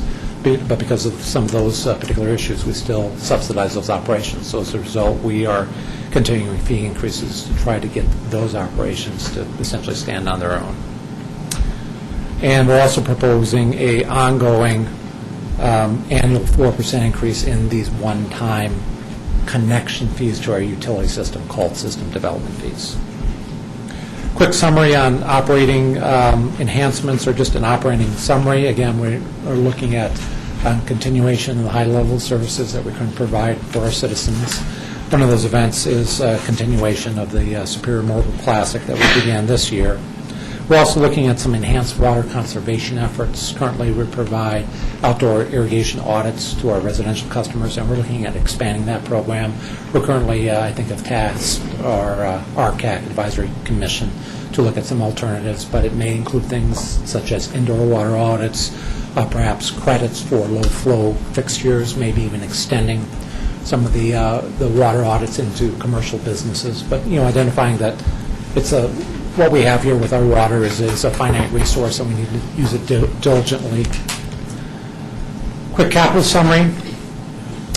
We began several years ago environmental green enhancements throughout the community. That included putting solar panels on 7 town facilities. We will be looking at continuing that program at $100,000 a year. One of the programs, for example, we're looking at this year is putting electric charge stations in 2 or 3 areas throughout the town, but generally trying to continue those energy conservation efforts. We will continue our trail connections with some of our partners, but the trail connection planned in 2011 is connecting the single tree trail to actually the Coal Creek trail that ends essentially just south of the building here. We will continue our aggressive street maintenance and rehabilitation program to the order of magnitude of about $2.1 million. It'll include standard maintenance programs of crack sealing and pothole filling, and then we'll concentrate on 3 areas in the community to do a mill and overlay, and those are essentially the Circle Park area, Rock Creek Circle, and Sagamore.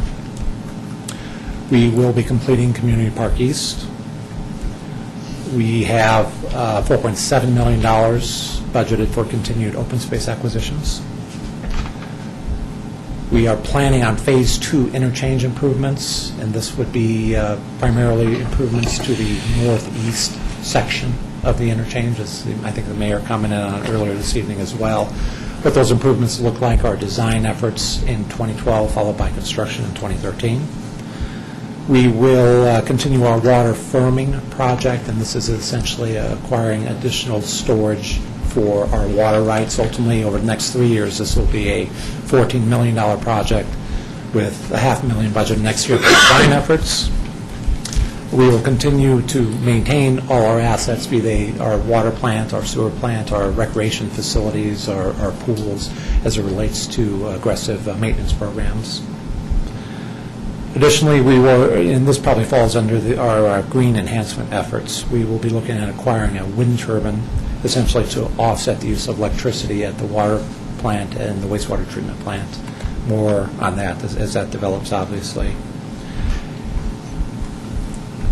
And we will also look at continuing drainage restoration efforts, in addition to the item you approved earlier this evening, talking about drainage improvements to the Rock Creek Basin. We are looking at improvements to what we call the Coal Creek Basin, or essentially the creek, again, immediately adjacent to Town Hall.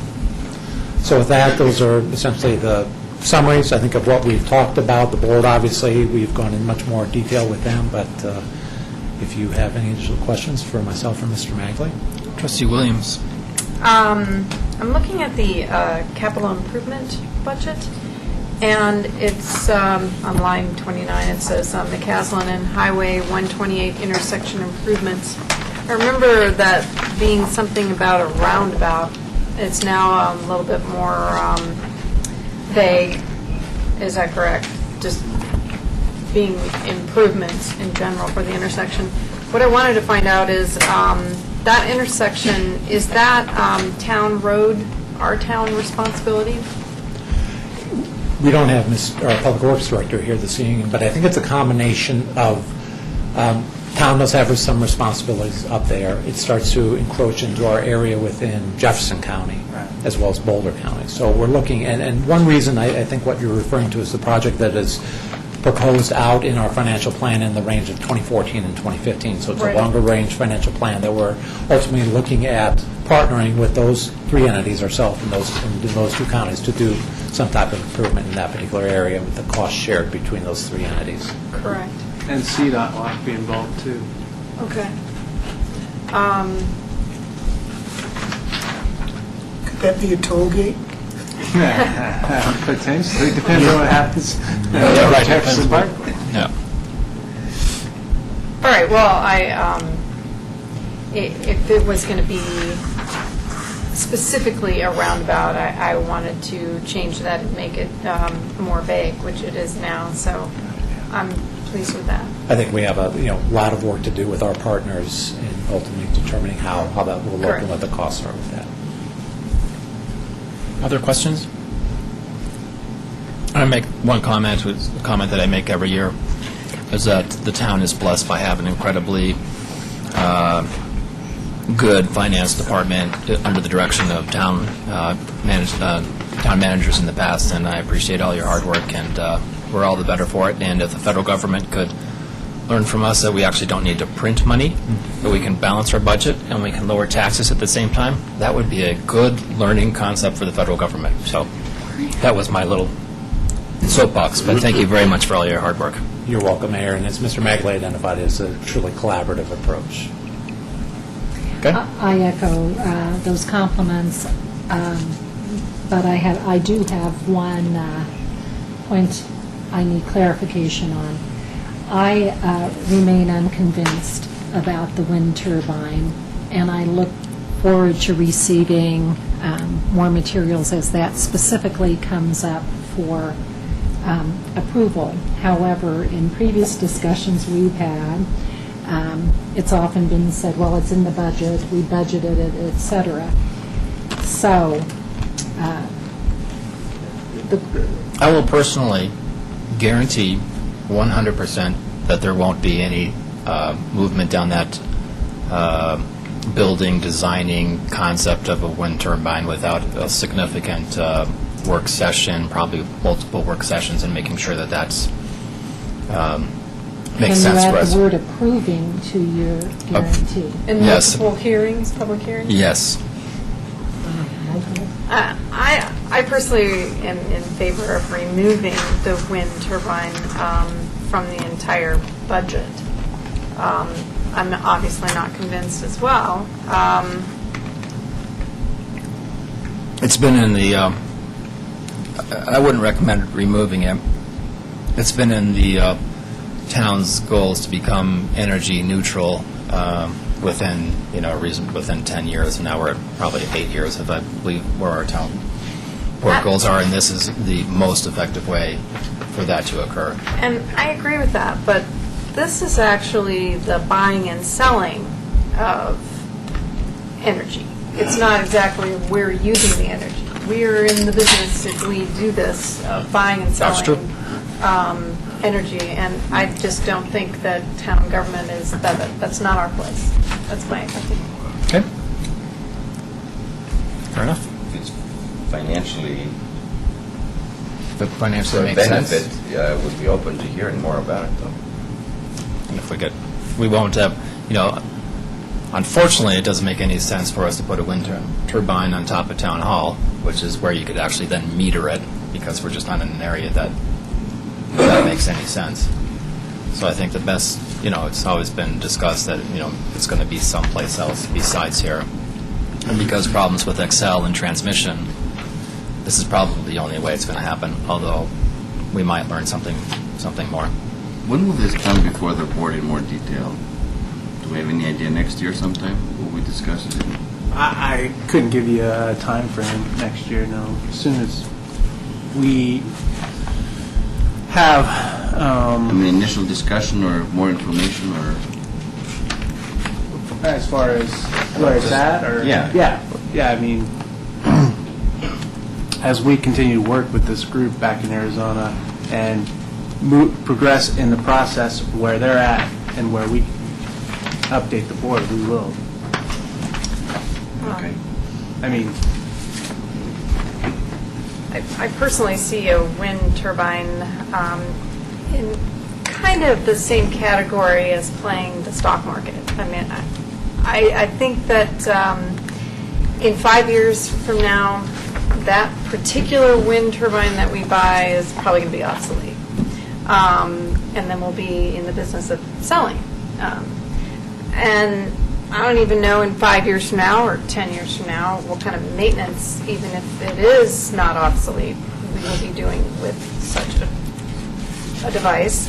And then on the other part, something could happen that would make wind turbines not even in the running at all. I just don't want to see the town kind of gamble on a specific type of energy when I don't think even the stock market could predict that. And to me, that's like playing the stock market. Trustee I Gutierrez? agree with you, Mayor, though I still wouldn't remove it at this point. I think we just need more information and more education. Right. And we may bring something forward in our analysis and discussion with the board, and we end up where it doesn't make sense.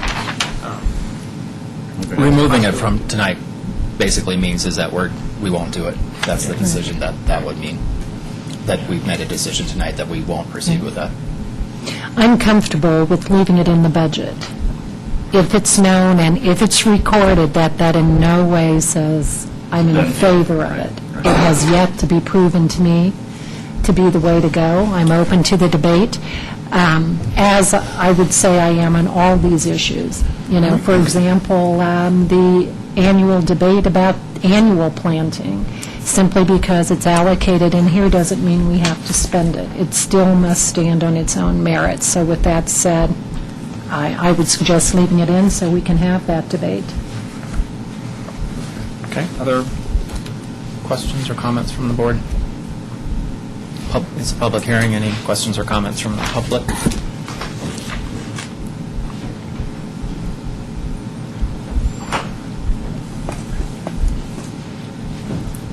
Gladys Forshey, 404 South 3rd Avenue, and I'm going to step on toes.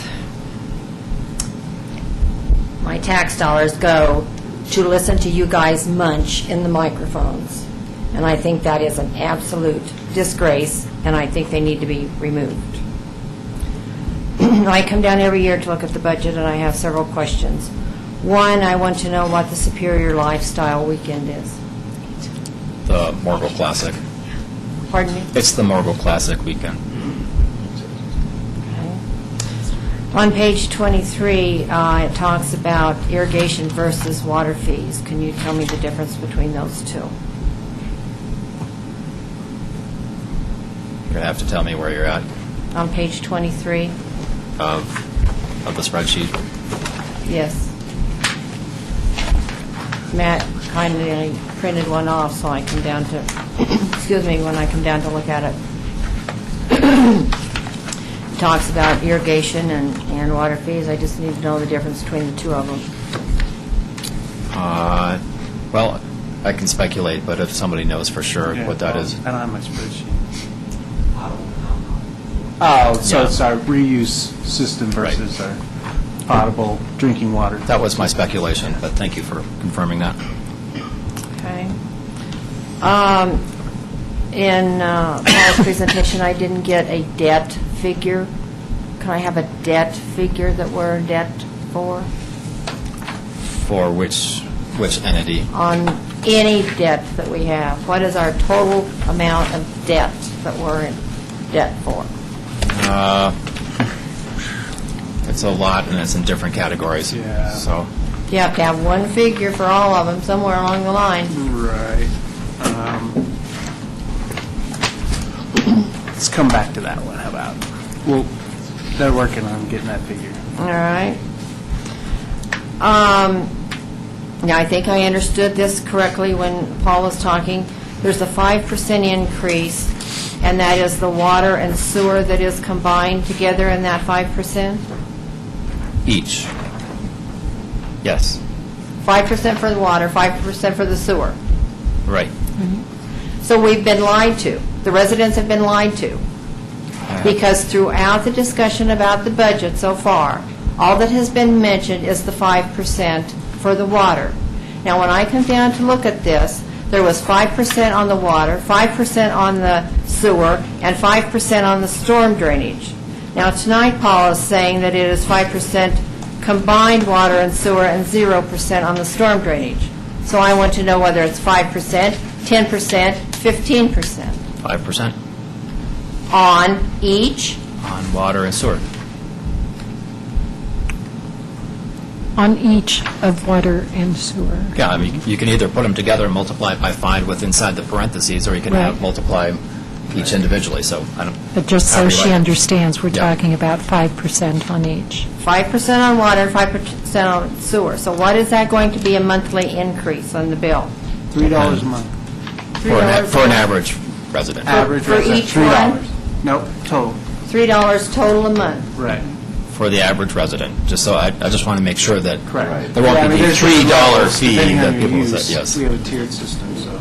Okay, right, I'm talking about the basic. Right. Okay, okay, $3 for basic, okay.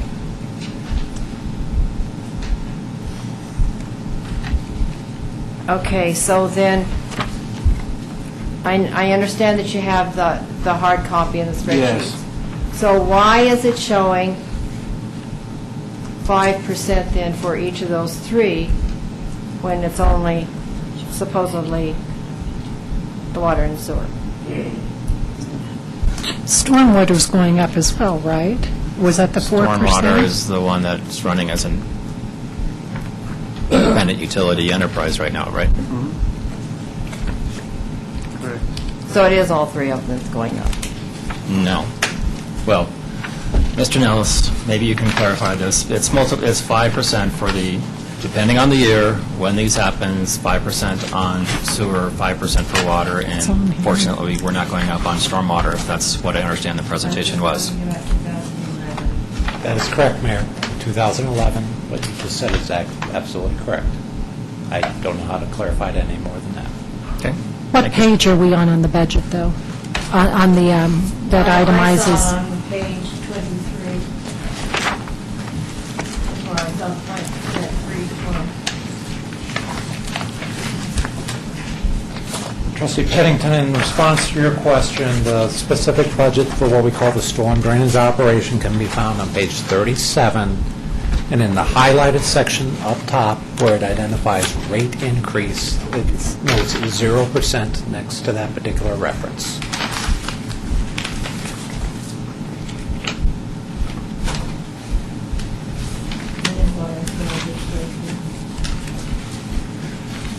There was a question from citizen on where are water and sewer, and the water rate increase is noted on page 23, where it says water operations, and the sewer increase on the proposed budget is noted on page 30, where it notes a 5% rate increase in the year 2011.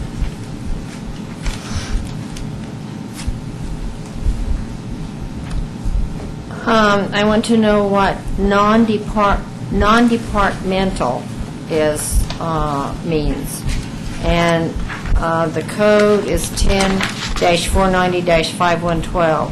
They What might- does non-departmental mean? They might be in multiple areas of the Yeah, I document, mean, their that's general where we- overhead.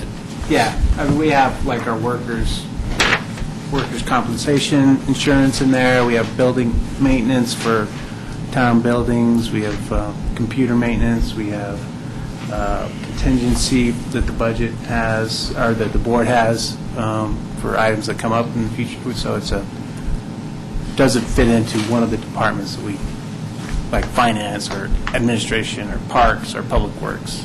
Okay. What land is being looked at for acquisition?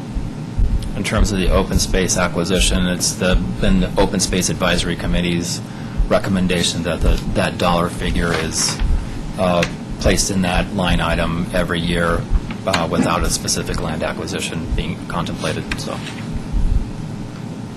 We debate this every year, whether or not we should put it in there as an item or just leaving it until there's some more specifics. But, so the What answer land is available within town for acquisition?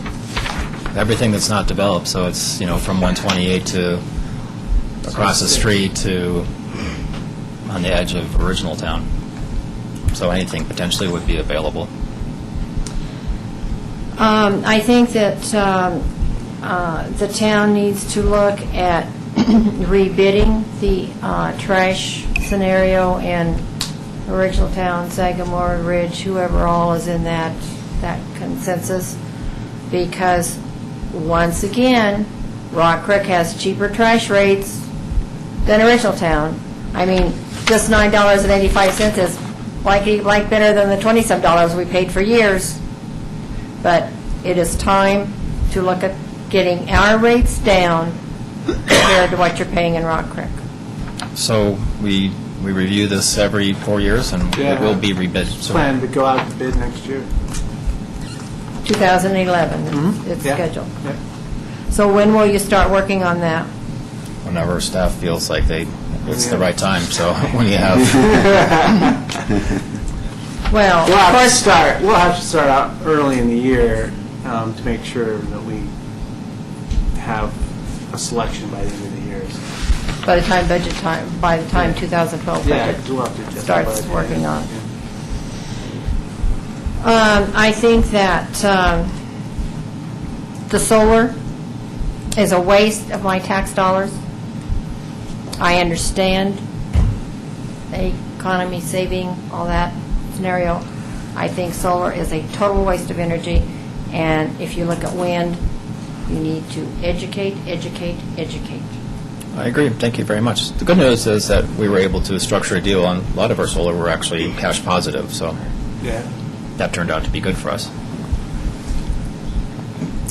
Additional public comments?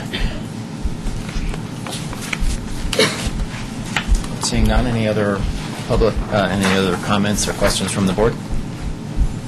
Okay, I'm gaveling. I'm closing the public hearing. Everybody good? Yep. Okay. We, just to note, in the memberships in the general fund budget is Rocky Flat Stewardship Council membership, so thank you. Thank you. So I've closed the public hearing. Any other comments regarding this issue? Otherwise, I'll entertain some action from the board. Trustee Hanson can do the honors this time. Okay. And There's a lot. There's several. Oh, is that what you did? Yes. Whoever Whoever would like, if Trustee Williams is ready. Trustee that's Williams, fine. you can start if you haven't. Should we do the first one? Start. Yep. Okay. I'd like to make a motion to approve the Town of Superior Resolution R-71, Series 2010, a resolution of the Board of Trustees of the Town of Superior levying general property taxes for this year, 2011. Motion by Trustee Williams. Is there a second? Trustee Hanson. And way to go, town staff, for lowering. Now we're below 8 mils on the general government mill levy, so that's awesome. So we have a motion and a second for the discussion. All in favor? Do we need to read? You want to read this? Do you want this on roll call? No, that's good. Okay. I believe that's unanimous. Get my hand up there. Yep. You ready? Yep. I'd like to make a motion to approve the Town of Superior Resolution R-72, Series 2010. Resolution of the Board of Trustees of the Town of Superior adopting a budget for the Town of Superior for the calendar year beginning on the first day of January 2011 and ending on the last day of December 2011. There's a motion. Is there a second? Trustee Hanson, further discussion? Seeing none, all in favor? Unanimous, thank you. Am I on a roll? You're on a roll. Yep, I would Okay. just keep going. All right. I'd like to make a motion to approve the Town of Superior Resolution R-73, Series 2010, a resolution of the Board of Trustees of the Town of Superior approving fees for 2011. There's a motion by Trustee Williams, there's a second. Trustee Kirkouros, further discussion? All in favor? Unanimous, thank you.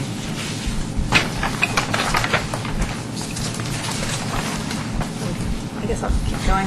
This one will need a roll call. Okay.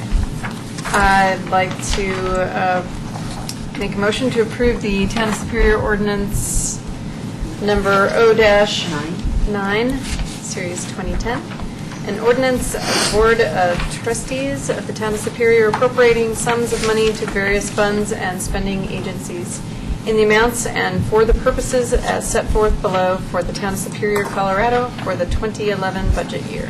Motion by trustee Williams, is there a second? Trustee Gregorus, thank you. All in favor?